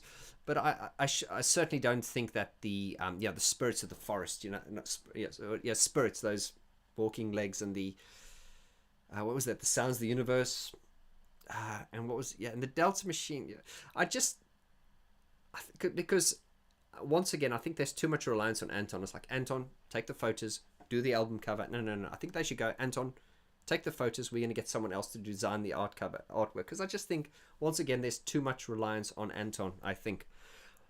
But once again, because I don't want it to be miscommunicated, I do recognize Anton as a great photographer. I mean, stunning. But I just think, as far as album covers, get Brian Griffin to do an album cover. I think we'll all agree that Brian Griffin's covers were the best because they stand out as works of art. I mean,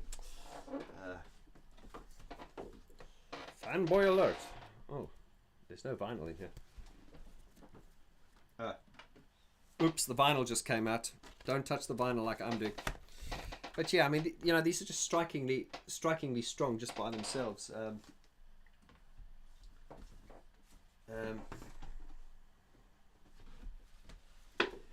Yeah, no, I don't want to open a can of worms. You're going to ask me to take out my vinyl collection at the moment. But yeah, and I think, as I said, Brian's album covers. And Brian didn't really get the chance to photograph the band. He has got those photos that he did for them. Actually, I'll grab them.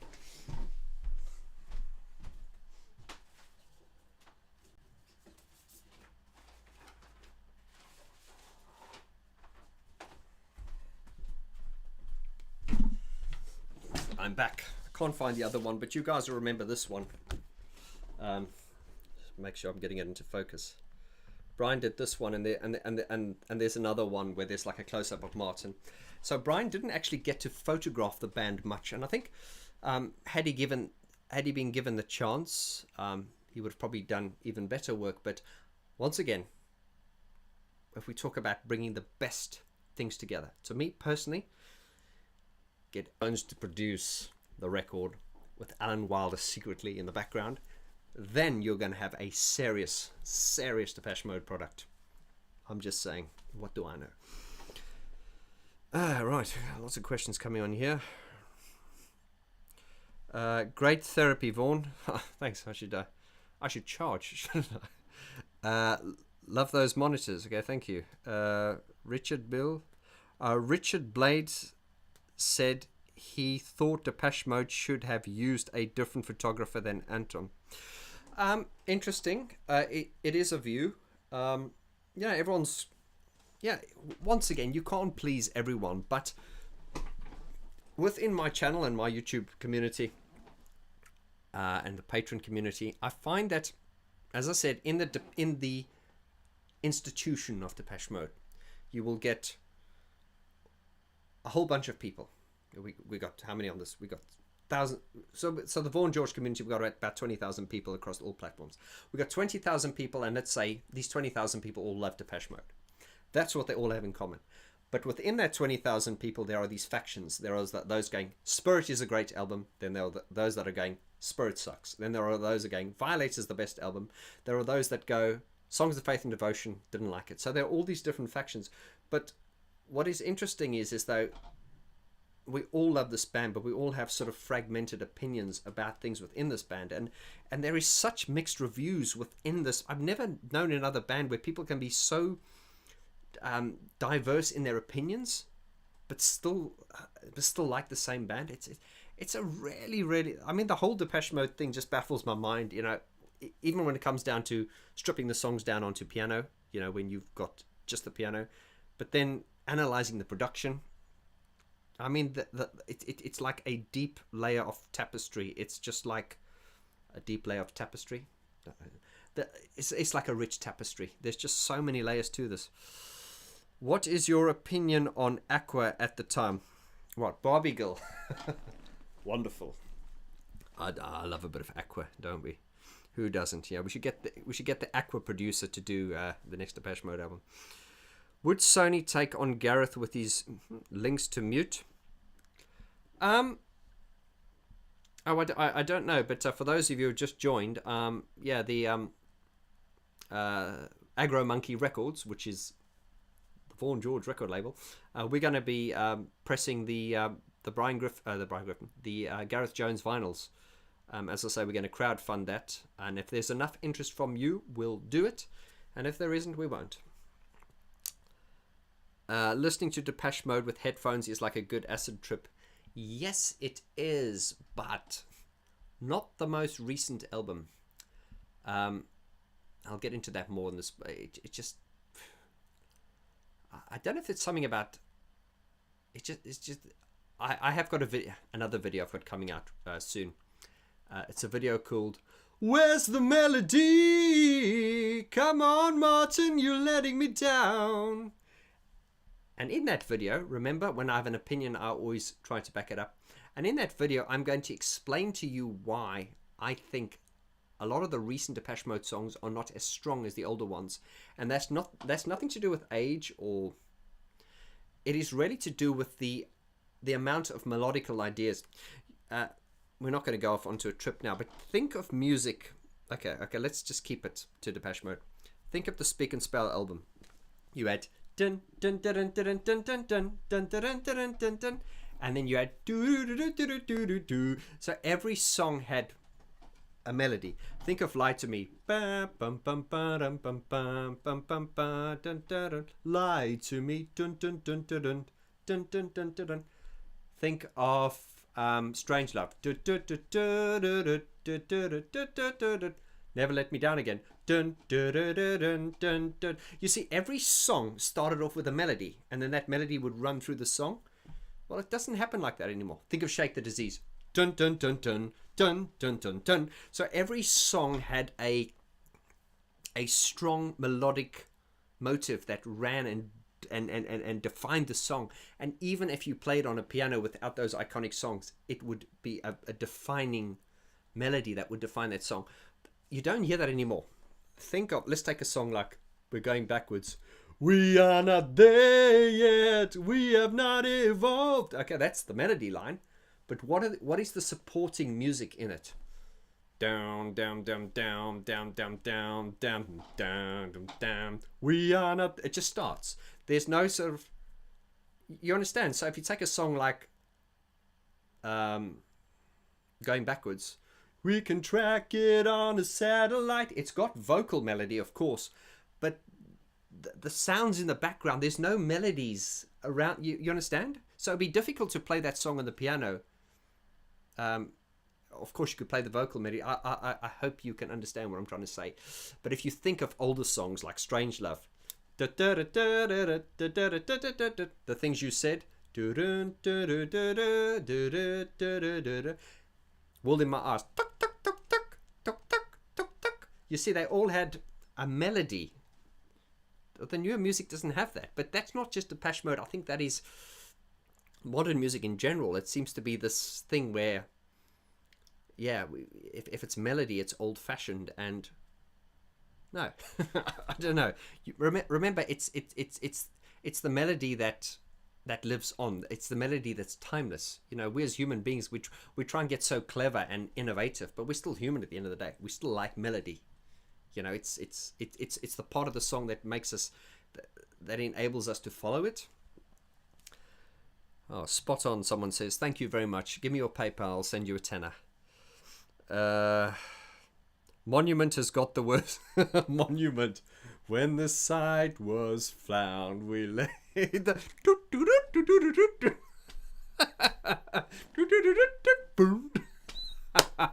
Yeah, Monument. And also, what was that? That was the... oh yeah, what was that? "Plans made in the nursery can change the thought of history. Remember that." And then...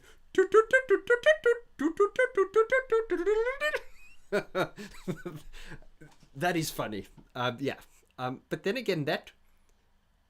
I don't want to turn this into an album review series now, but it's a bit like "People Are People." Think of the melody. Bum bum bum bum bum bum bum bum bum bum bum bum bum bum bum bum. It's kind of machine-like, but that was intentional. It wasn't meant to be a pretty melody. Anyway, Depeche Mode know what they're doing. That's why they are multimillionaires, and I'm just here talking to you on a YouTube channel. So I'm never criticizing them. Remember mistaking the banner Oh yeah, here's one. I remember mistaking the banner of the building on Black Celebration over to be Sky. Oh. Oh yeah, yeah, yeah. Oh, sorry, I'm answering you in my head. I should probably say it. Yeah, you said the ban on the Black Celebration. You thought it was it gave you the impression of a modern skyscraper styled cathedral, which yeah, I get what you're saying. I get what you're saying. Yeah, Black Celebration was one of Brian Griffin's least favorites. You know, it was essentially Black Celebration. If you know the inside story, and check out my video on that when I interviewed Brian. The whole story of the Black Celebration album cover was really a failure. Really, you know, Brian started off. Look, when Brian used to photograph Depeche Mode in the beginning, you know, Daniel would say, okay, this is the band, this is the album, this is what we want. And he'd go out and he was given complete freedom, really. Like when he did the Swan with the cellophane. I mean, that they didn't ask for that. It was just, in fact, when that was presented to them, they went, what, you smoking, man? But they thought, okay, it looks nice, we'll take it. And then, of course, he did the Broken Frame, which that image has been rated one of the most iconic photographs in rock and roll history. And one of the most outstanding color photography in color photos in the history of photography. So, and then of course to go to the Alps and go up the mountain, and, you know, do this one, you know, this was absolutely iconic. But like when they did this, Depeche Mode just said to Brian, we want the idea of a worker with a sledgehammer. Then Brian said, okay, well, let's get a hammer and let's fly up. So Brian really was told, here's the vague idea, and then Brian could go and manifest that idea. He'd be like, okay, I want to go to the Alps. Can you imagine these days if you're signed to a label and you go, we want to fly to the Alps and shoot a photo shoot? First thing they're going to say is, that's going to cost too much money. Put you in a studio, put a green screen, and we'll just scan it in. You know something? Job done. But this is, of course, in the good old days. But the point I'm trying to make is Brian was given complete, almost to the point that it could have been self-indulgent. Brian, this is the idea. Do with it what you like. And that is where Brian Griffin to me is brilliant. Is where you go, Brian, here's the idea. And I tell you what, because he's a very clever man, and I know this because on a nearly daily basis, when you hear his insights on something, you can tell him something very simple, and he will. I call it the napalm effect. You know, you've got a little flame, you throw some napalm, boom. He can really take something and really make a very elaborate, brilliant idea from something so simple, something so trivial. Brian can make a really big thing of it. And this is why, if you look at his album covers, the first four, he was given a idea. This is the idea. What can you do? And he's now, that is why he's done these most iconic, you know, these are like iconic images. But he wasn't told this is what we want. He was just left to get on with it. However, when they got to Black Celebration, that is when things got very serious. You know, the band got very popular. You know, they just gotten to the point where it had got very serious, and people were getting really nervous now. You know, because they got to up the ante, and that's when, okay, Brian, we need an album cover, but it needs to be a skyscraper with a this and a this and a this, and it's like, whoa, hang on there. I think if they'd gone to Brian and said, okay, we want this idea of a futuristic Black Celebration or with tulips or something, I think Brian would have come up with something really exceptional. But the thing is, this was the first time they went to Brian. They said, it's called Black Celebration. We want a skyscraper. We want these banners. And whoa, you've already, because you see, Brian Griffin is an artist. You cannot go to an artist with that level of creativity and say, this is what we want, but we're going to tie your hands behind your back, because that's essentially what they did with Black Celebration. He was given no, so he had to therefore go and build a little model, because he was limited to what they had told him. Had they gone to him and said, Brian, the album's called Black Celebration, what do you think? I reckon Brian would have come up with something stunning.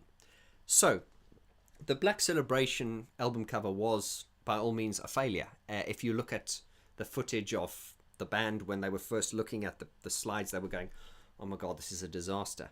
So in hindsight, it was a failure, but fast forward to the present time, Black Celebration is an iconic album and we love that cover. But I think as a standalone piece of art, critically, it's not great. But it is to us, the fans. So yeah. Oh my God, I'm expecting to look here and see everyone's gone, but there's more people coming on here. Christine Grant says, Vaughn, I'm still here. My question, Christine, do you not have a life? Go and do something. No, love you. Thank you for being here.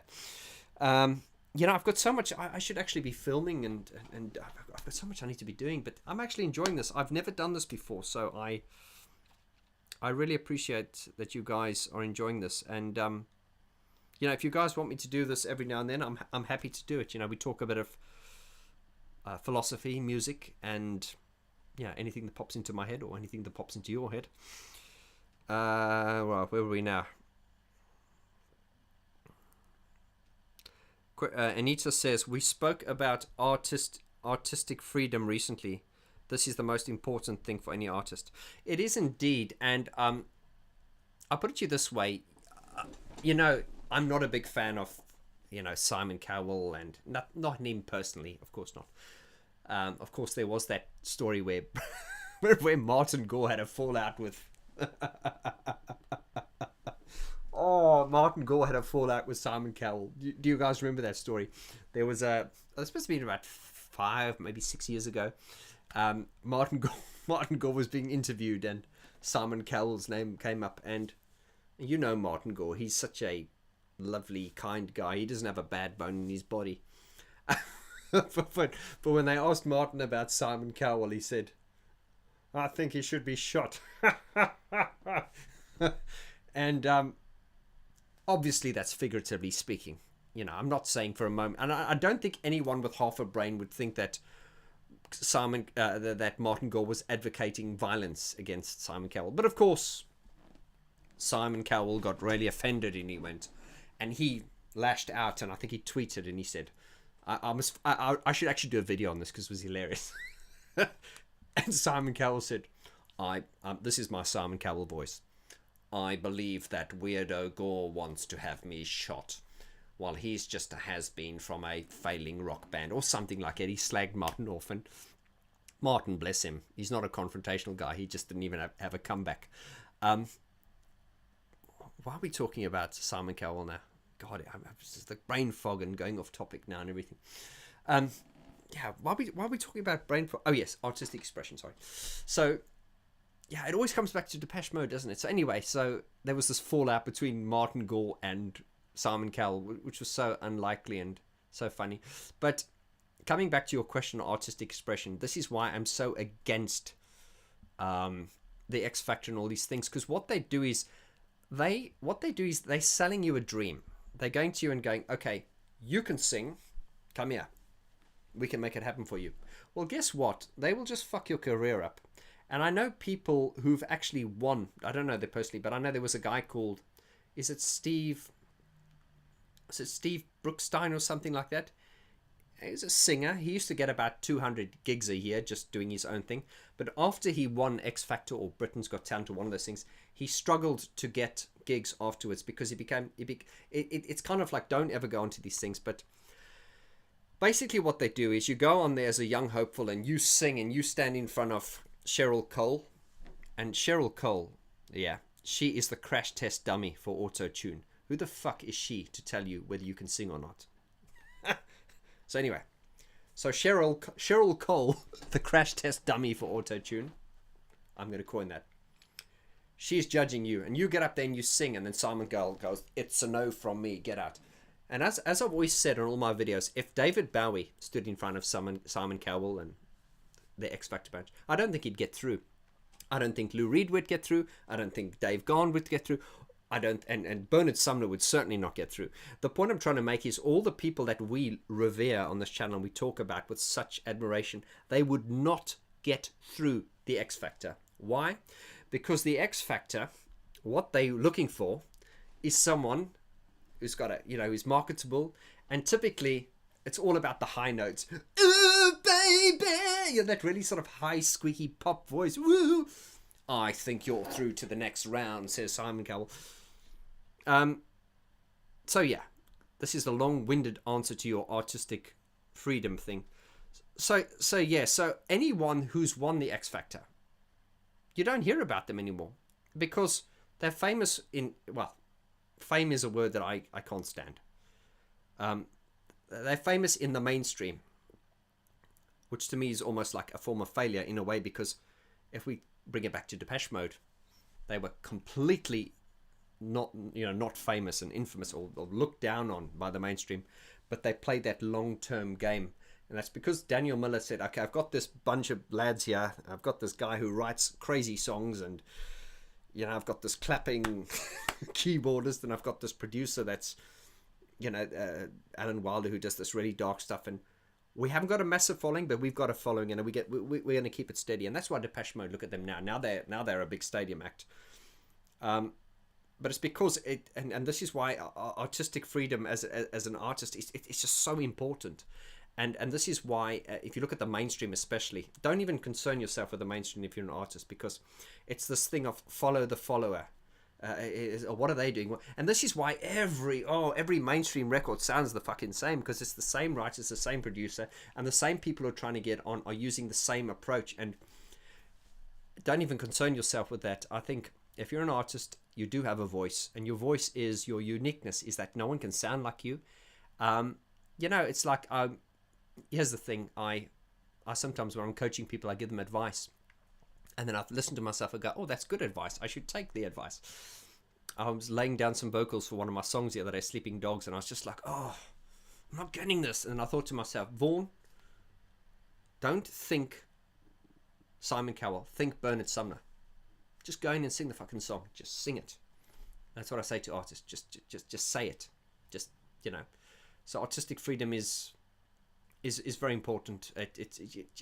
And that's not just being an artist. That's just being a person. Just be you, man. I know it sounds cheesy. You're the best version of you, but that is very true. And it's like, the reality is, not everyone's gonna like you, but the people that do like you and get you will fucking love you. This is just. This is turning into a philosophy channel, isn't it? Yeah. Oh God, I've still got a full. Right, let's answer some questions here. I love David Bowie, such a fantastic artist, and David Bowie was, once again, distinct voice. Not the best voice in the world. I think he's got a great voice, but I don't think it's what the mainstream would consider a great voice. Oh, Michael Bublé. Right, my joy. What do you think of the Eurovision the Eurovision Song Contest? Do not get me started with the Eurovision Song Contest. Oh my God. Actually, but I have a very dirty little secret that I'm going to share with you guys eventually, which involves my good friend Cherry Ballard. You know Cherry Ballard, the one that's, I've had her on the channel, and she sang on a few of my Vaulty songs.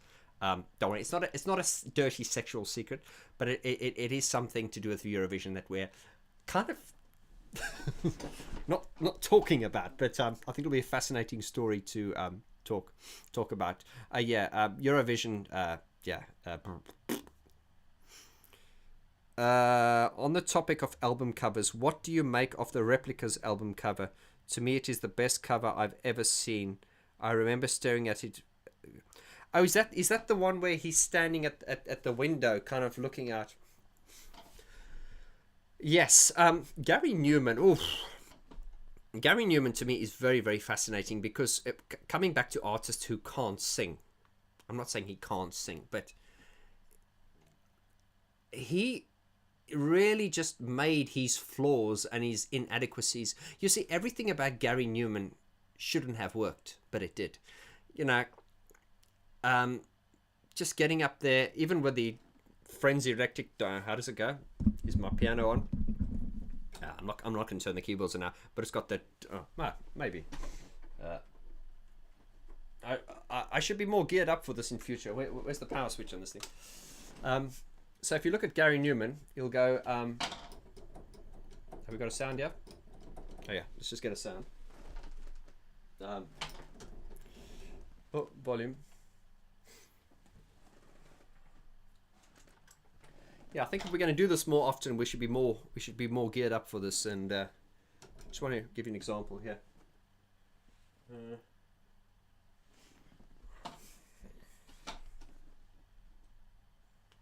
That awkward silence. Oh, that's not the sound we want. Let's try.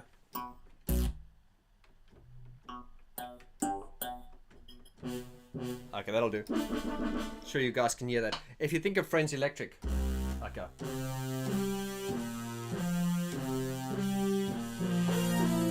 Now speak about agorism.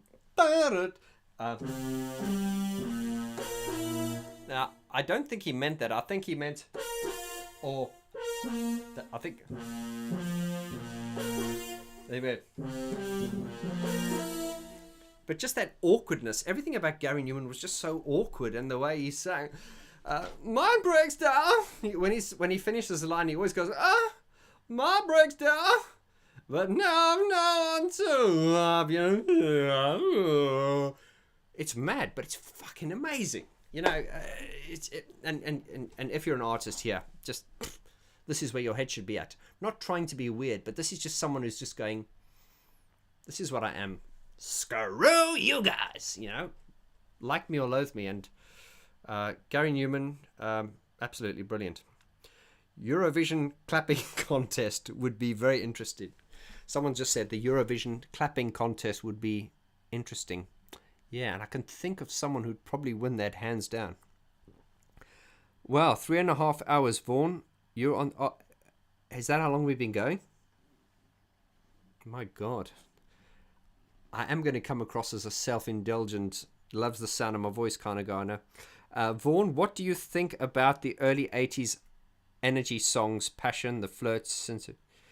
I love all that. I think people would laugh if they saw my record, my iPod collection or the songs I listen to, because I do have some guilty pleasures, and there's even some Stock Aitken and Waterman on there. I'm sorry, but there is. And I find when I'm exercising, I just want kind of escapism kind of music. Do you play in a band, or have you once? Do you play different instruments? I can play the guitar badly. In fact, on my album, I'm playing the guitar on there, so I can play well enough to get by. I have played in bands before, but I always prefer to work alone. Not because I'm egotistical or anything. I just find, I don't know. It's just always worked better for me. And then I'll get other musicians in that I need. And so yeah, I'm always looking up. I've collaborated with some interesting people on the channel. Different musicians and stuff. And I'm always looking to reach out. And this sounds naive, but if I could help as many people as I could, I'm always there to try and help someone. If there's a way I can help someone, I will always try. So yeah, collaborations and is something I do. Simon Le Bon has a high squeaky voice, but it's great. Yeah, Simon Le Bon is another one. He's kind of he's not a natural singer. It's kind of like he's someone. I always talked about this as well. I like myself. I'm not a singer. I'm a guy who sings my songs, and whether you like my songs or not, it's just like my voice becomes integral to my songs. And I think it's like Pet Shop Boys, Neil Tennant. You couldn't imagine him singing cabaret or something, but he sings these songs great. It's and these are the best artists to me is where that voice becomes part of the sound. New Order, classic example. That's why I'm really not into like Mariah Carey and Whitney Houston and all that. I mean, I recognize them as great artists, but it's I think Andy McCluskey was saying something about Mariah Carey once. He said it's kind of like they don't use their voice to kind of express the song. They're kind of using as their voice as a look how I can sing, look at my agility, look at the notes I can reach. The bands I look up to, the singers are what I call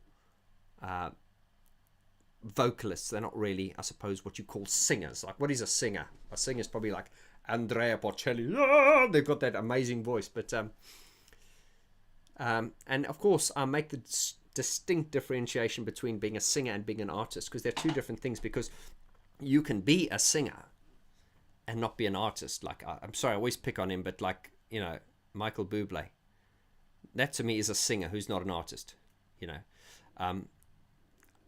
I remember I was playing in a piano bar once, and piano bars are great. I should do a story on my piano bar times, and you have some great times in piano bars, and you have some bad times. But it depends on the audience, depends on the vibe and everything. But I remember once I was at a piano bar, and this woman came up to me, because I was playing the piano, and she said, "Oh, hi, yeah, do you do any Bublé?" As in Michael Bublé. And I went, I was feeling a bit grumpy, so I looked up at her and I said, "I don't do Justin Bieber songs." And she went, "No, Michael Bublé." And I went, "I don't do Justin Bieber songs, but I would sing a Justin Bieber song before I sang a Michael Bublé song." How bitchy was that? She walked away, and I remember playing throughout the song, and she was sitting at the table, and she was giving me like evils throughout the whole dinner. And when she walked out the restaurant, she kind of gave me a filthy look, and I was like, "Screw you!" I mean, what can I say for a Michael Bublé fan? Michael Bublé, no offense, I'm just not a fan. Right, please, Vaughn. Taylor R says, "Vaughn, please do another Zoom meeting with us. Be nice to see everyone's faces and interact live." Yeah, I could. The thing is with Zoom, it's only, I mean, I do them with my patron guys. That's one of the perks of being on the patron group. But I will gladly do one with you guys here. But it only allows, there's 100. There's 105 of you on here now. So yeah, we could almost be able to fit all of you on, because it takes 100 people on Zoom. What are you saying? I love Neil Young's singing talk. I love Neil Young's singing talk about not having voice. True. Kudos to someone who's been to. Ian Wilson says 100%. You can you give kudos to someone for being technically great singer, but that does not mean like the way they yeah.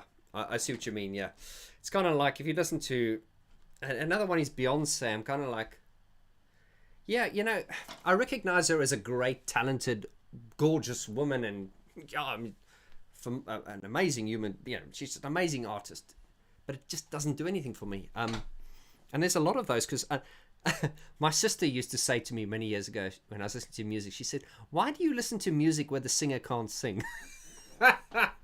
Yeah, she did. I mean, yeah, but my sister's taste in music is dreadful. Yeah, all mainstream shite. But yeah,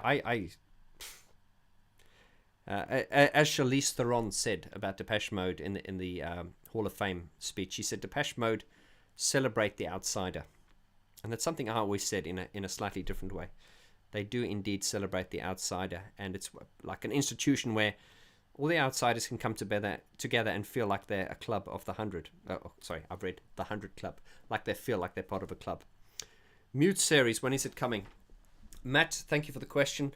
Well, you know, because I'm slowly but surely opening some doors here. I'm hoping when I do the Mute series, I can interview Daniel Miller, because the frustrating thing is he's just down the road. But I've, you know, obviously, we never thought I'd be able to interview Gareth Jones. I've done that. We've done Bascombe, Dave Bascombe. Yeah, I would like to, when I do the Mute special, I'd like to actually be able to speak to Gareth and to Daniel Miller. In fact, I'd like to get. Okay, I don't want to jinx myself. This is something I'm planning. I want to do a interview with Gareth Jones and Brian Griffin, because they've not seen each other since 1986. So I would like to do that meeting with them together, and possibly have Daniel Miller there as well. So then maybe we could I don't know, live stream it or something. I don't know. I've got big ideas for the channel, guys. I never wanted to do this, man. I started this channel just doing, I don't know, I started this channel as a piano tutorial. and look where we are now. So, but yeah, it's it's. Oh, someone's just told me I'm going off topic. Yeah, I apologize. You should actually see my videos. You know, my videos are. I'm conscious of the fact that my videos are very long, and people said to me, "Don't apologize that your videos are long. They need to be, because you know there's a lot of detail in them, and sometimes a lot of rambling bollocks as well." But if you take a video that's like a half an hour long, if you actually see the unedited footage, God, it's just, oh, that's why I could never pay anyone to edit my videos, because they would just be like, dude, oh, oh. Right, because I don't actually write stuff down before I do videos. I kind of just sit down and just start talking, and then I just edit it all together. Yeah, a classic example of just winging it. Right, let's go. Yeah, Anita again. It's the emotion you feel while listening to bands like Depeche Mode. That's the artist for me. I could never feel the same about listening to Bublé or Bieber. That goes well together. Bublé or Bieber. Yeah, we'll probably introduce that a segment here. Bublé or Bieber. Get Gareth to organize it. He's doing work for Erasure on the label. Oh, is he working with Erasure at the moment? Aye, okay. Vaughn, why do you think Recoil fell apart? Well, that's a big subject, but remember when people call me the Alan Wilder fanboy. I'm probably more of a Martin Gore fanboy, to be honest. Remember that it is this, and this is something I keep talking to producers when I'm coaching them, is like, sometimes people get so focused on the production that and they lose sight of what's the important thing, and that is the song. That is the part that connects.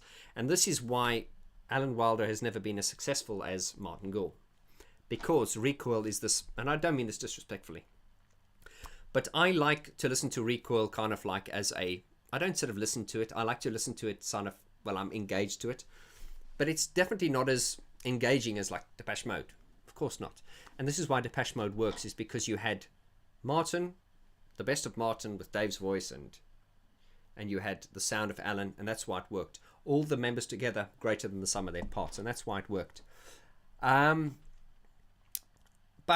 when you fragment them, think of Recoil. Recoil has not had the success of Depeche Mode, and Depeche Mode has still got the success, but I mean, I think most people will agree it doesn't sound as great as it used to. So that's the magic. It was that combination that worked, and it was a time, it was a moment, and it's over, and we can discuss it forever. But this is why Recoil, a lot of Recoil songs can be up to 10 minutes long or close, and they start off and there's no real structure to them. And I don't mean that in a bad way, but it's kind of like Recoil is really a concept music. It's kind of like a journey into sound and emotion, and you know that how sound is sculpted. The focus really is the sound, whereas Martin, the focus is the song. And this is why when Martin's in the studio, he's not too fussed about the production. It's just like, okay, so long as the production is going. And I think most of the fallouts in Depeche Mode towards the end came between Martin and Alan. Flood talks about how when he was mixing the last record on the last day, there was such stress throughout the making of this record.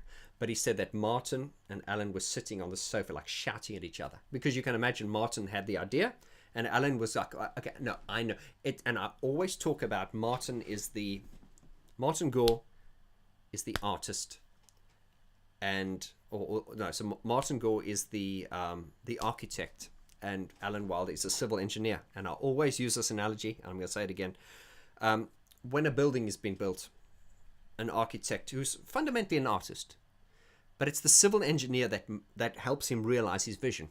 And very often the architect can come up with something really elaborate, and then the civil engineer will go, yeah, okay, that's nice, but it's not practical, because what you need to do is you need to put these beams in here to keep the roof up. And then the architect goes, well, no, I don't want the beams there, because I want the roof to float. And then the civil engineer goes, no, okay, then you've got to put these retractable, or these pulleys from the back that, so so we can make the roof look like it's floating, but you can't see the beams. Should we do that? Ah, yeah, let's do that. You see, so I'm getting very philosophical, but that is how the Martin Gore and the Alan Wilder thing worked. Was, let's make this work. Oh, let's take it a step further. But of course, within that, then there's conflict where the civil engineer goes, no, you need to have this bar in the middle here to keep the roof up, and then the architect goes, no, it's going to obscure the building. And philosophical again. It's just that Alan had a vision, and he could really take Martin's things further. However, here's the kicker. Those ideas stem from Martin. And remember, when I play these piano parts, like whether it be Little 15 or Agent Orange and Stjärna, the Stjärna, or the Swedish word Stjärna, anyway, or Pimp. Think of Pimp. Dun, dun, dun, dun, dun. I'm not going to play it now. Pimp was Martin's idea. He came up with the dun dun dun dun dun. In fact, Dave Bascombe said Martin kind of single-handedly produced that. He kind of went into he came with a demo, and he walked into the studio and went, home in, ah! He just did all this kind of mad sound, and that was Pimp. So this was Martin. Yeah. So it doesn't matter how great a producer you are, and this is the fact this is why Recoil has never been as successful, because I love Recoil, but it's just that there are no songs there, so to speak. Of course there's songs, but it just doesn't have the melodic feeling and emotion and structure that Martin's songs have. And this is why I'm very conscious of the fact that whenever I'm bigging up Alan, I've got to think, hang on here, where did the idea start? And if you want to say Martin is Depeche Mode, I don't want to say Martin is more Depeche Mode than any of the others, but if you never had Martin, I don't think they'd still be going. If you had Alan, Dave, and Fletch, Alan, Dave's been writing songs. To be fair, what are Dave's songs like? To me, most of the Dave songs he's written recently, to me, they're album tracks. They're not the standout tracks. I did like Nothing's Impossible from Playing the Angel. But yeah, I think I've given you a very long-winded explanation as to why I don't think Recoil was as successful. However, I think there is still value in Alan Wilder, re-releasing it, and because I'm invested. I'm sure you are, and a lot of you are as well. But I think a lot of you will agree that the Recoil sound without Martin's songs is not as appealing. I mean, I love Recoil, and I love Martin, Depeche Mode, but by God, put them together, mind is blown. I get you, Vaughn. Cheers, John. Alan Wilder admits he's not a songwriter. No, he's not. My favorite song he wrote from Depeche Mode was the "Working Weeks Come to a Stand." If you want. No, he's not. And this is why it's interesting, because don't you find this fascinating that despite the fact that Alan is classically trained and he's got this very high understanding of music, along comes Martin, who's never studied music in his life, and he can just come up with these ideas. Think about that.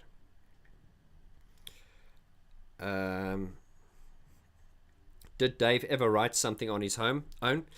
Yeah, that's true. I mean, did he write it on his own? That's a good question. I believe the song Cover Me was written by Dave and Christian and Peter.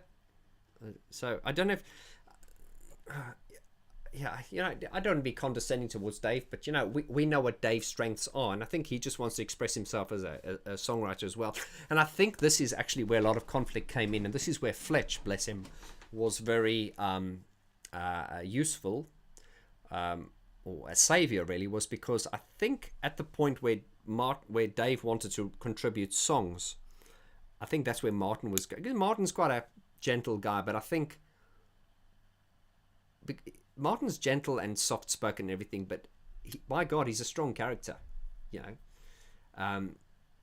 he will stand up for himself. So I think if Alan, when Dave got to the point like, I want to write songs and contribute, Martin's going, okay, look, hang on, yeah, with Martin, you think there's no ego, and there isn't, but there has to be. And he probably went, oh, hang on, yeah, with me writing the songs, we are very successful. And I believe there was a bit of tension between Dave and Martin because of that reason. And I believe it was Fletch that was the mediator. And this is, maybe if I interview Fletch one day, we could talk about that. And of course, that'd be a fascinating story, because I think we do give Fletch a bit of a kicking on the channel, but there's no disrespect. And I think anyone with half a brain can see it's meant in the most fun-loving way.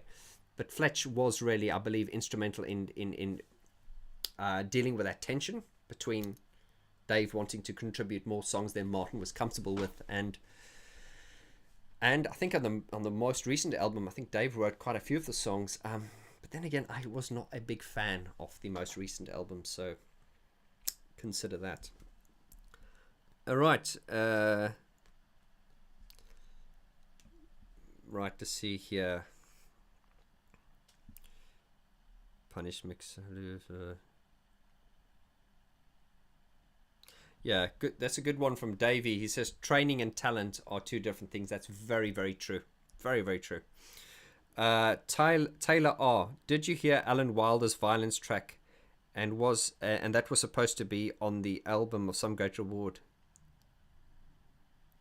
Yes.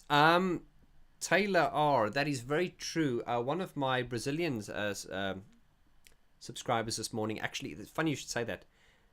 He put that up on my Facebook page this morning at the demo of Alan Wilder, which is that one, which I've never actually heard before. It's the first time I've heard it.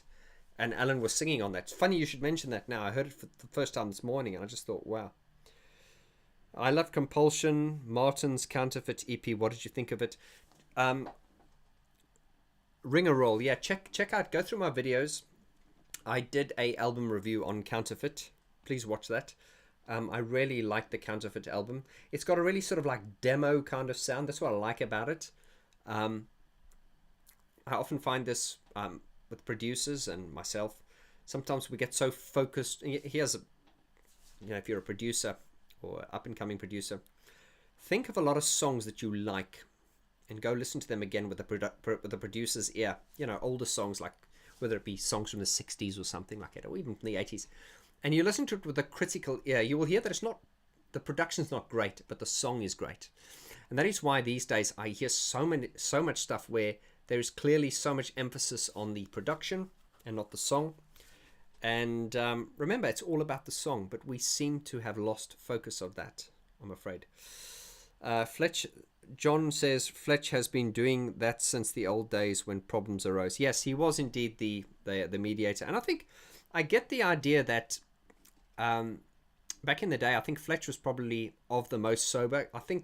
I really get the idea that during devotional, I think like Dave was definitely off his head. Martin, I think Martin said, or someone said, Martin said, he admits to being drunk every night on stage. And there's some footage of interviews with him where they're clearly drunk. I don't know how much into substances Alan was. I think he did drink, but I just get the feeling that... I get the feeling with Fletch. You remember Fletch was brought up very religiously. He talks about this in the older years. So he was almost apparently like quite a Bible basher in the old days.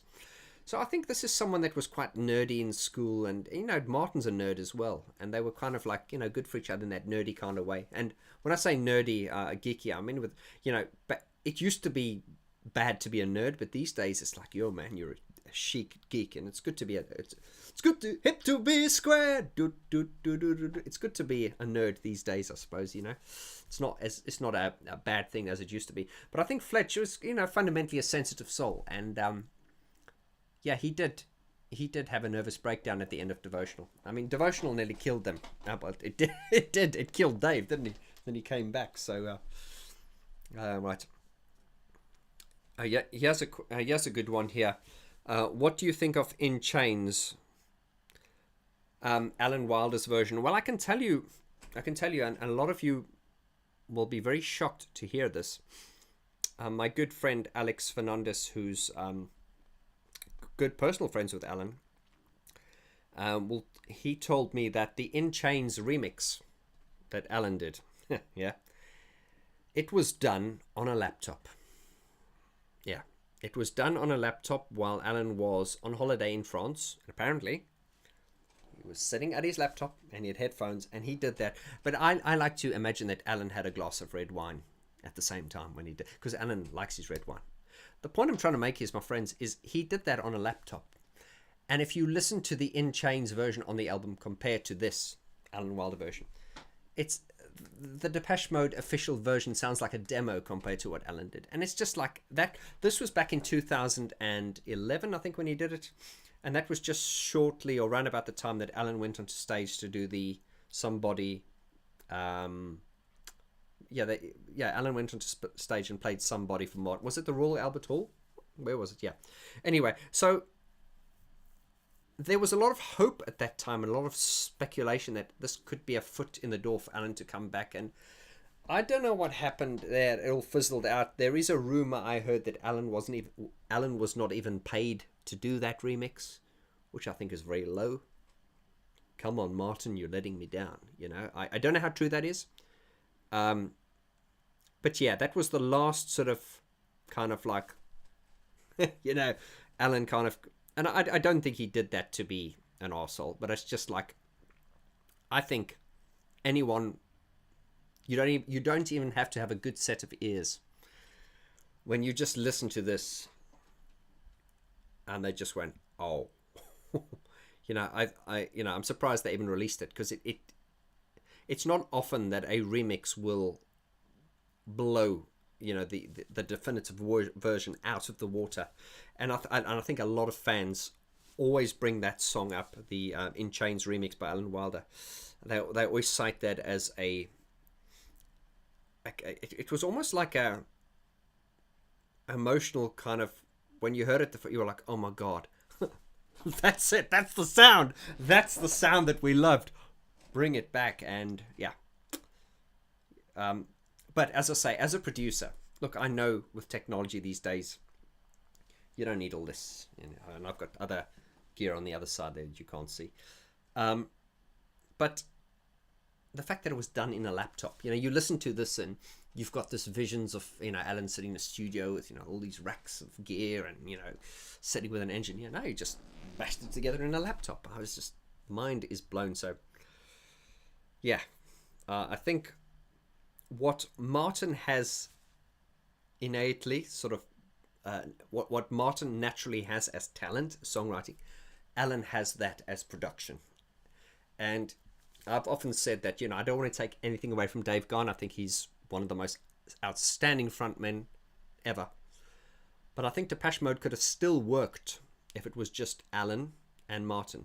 You know, if it was, imagine that in a different world, it'd probably be Martin as the singer. I don't know. It probably wouldn't have been as energetic with Martin as the singer, but it would have still worked. But it would not be as successful because, let's just face it, it is, and I talked about it in my last video, which was the grand synchronicity of these four people coming together. But of course there was other people like Daniel and Gareth and even Brian Griffin, and the grand synchronicity of where everything came together at the right time, and it just was like, wow, it all just worked. Yeah, we'll be you know what, we will be in our old age homes one day and we'll still be talking about this. Can you imagine 40 years from now me going, hi guys, and welcome to Piano and Keyboard Artists, where we discuss the artists related to pianos, keyboards and synthesizers. Now, do you remember when Alan Wilder left Depeche Mode back in 1995? Can you imagine that? And people are going to be like, Granddad, shut up with the Depeche Mode. Oh, I told you, Martin is the reason Depeche Mode is still going. No, Alan is the reason. You know nothing. I think I'm getting dehydrated now. I think this is what happens when you don't drink water for 4... How long has this been going on now?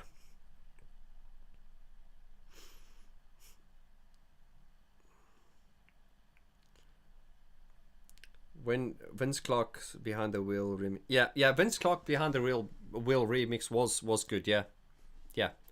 I mean Vince Clarke's another one. He's just kind of, you know, born to do it.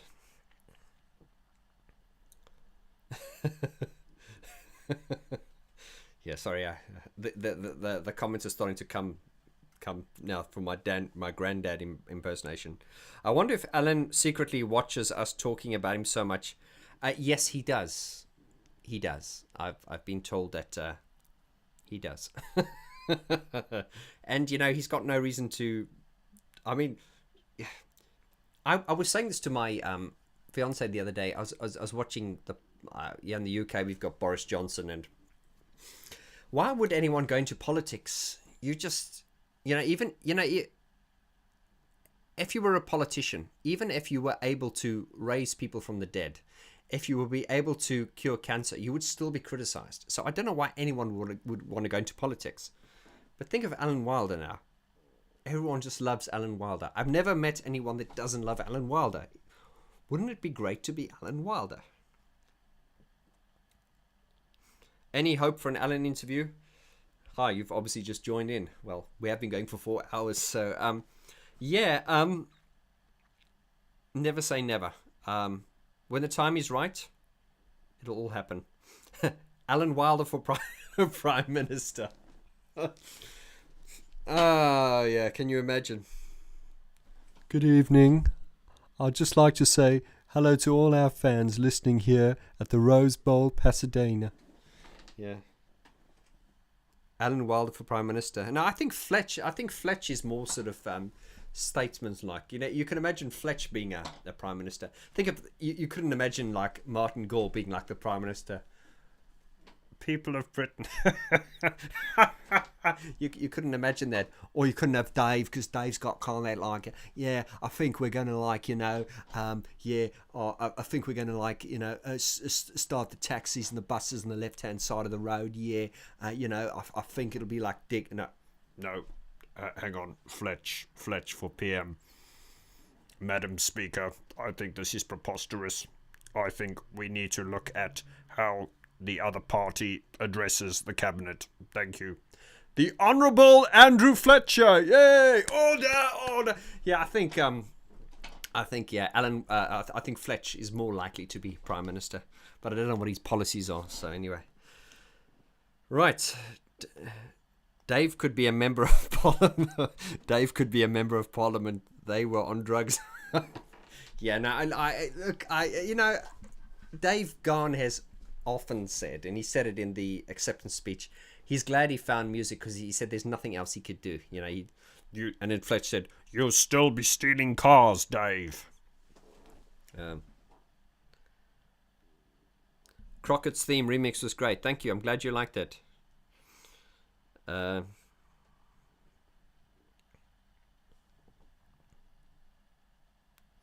I listened to the song Munich by the Editors? No, I haven't. No. Once again, when I get these recommendations and I haven't heard them, then I feel quite ignorant. Banana Minister Fletch, yeah. Right. I understand why people miss Alan. His production was out of this world, yeah. Yeah. Right, guys, I think I'm going to let you carry on and enjoy your Saturday afternoon or Saturday morning, wherever you are in the world.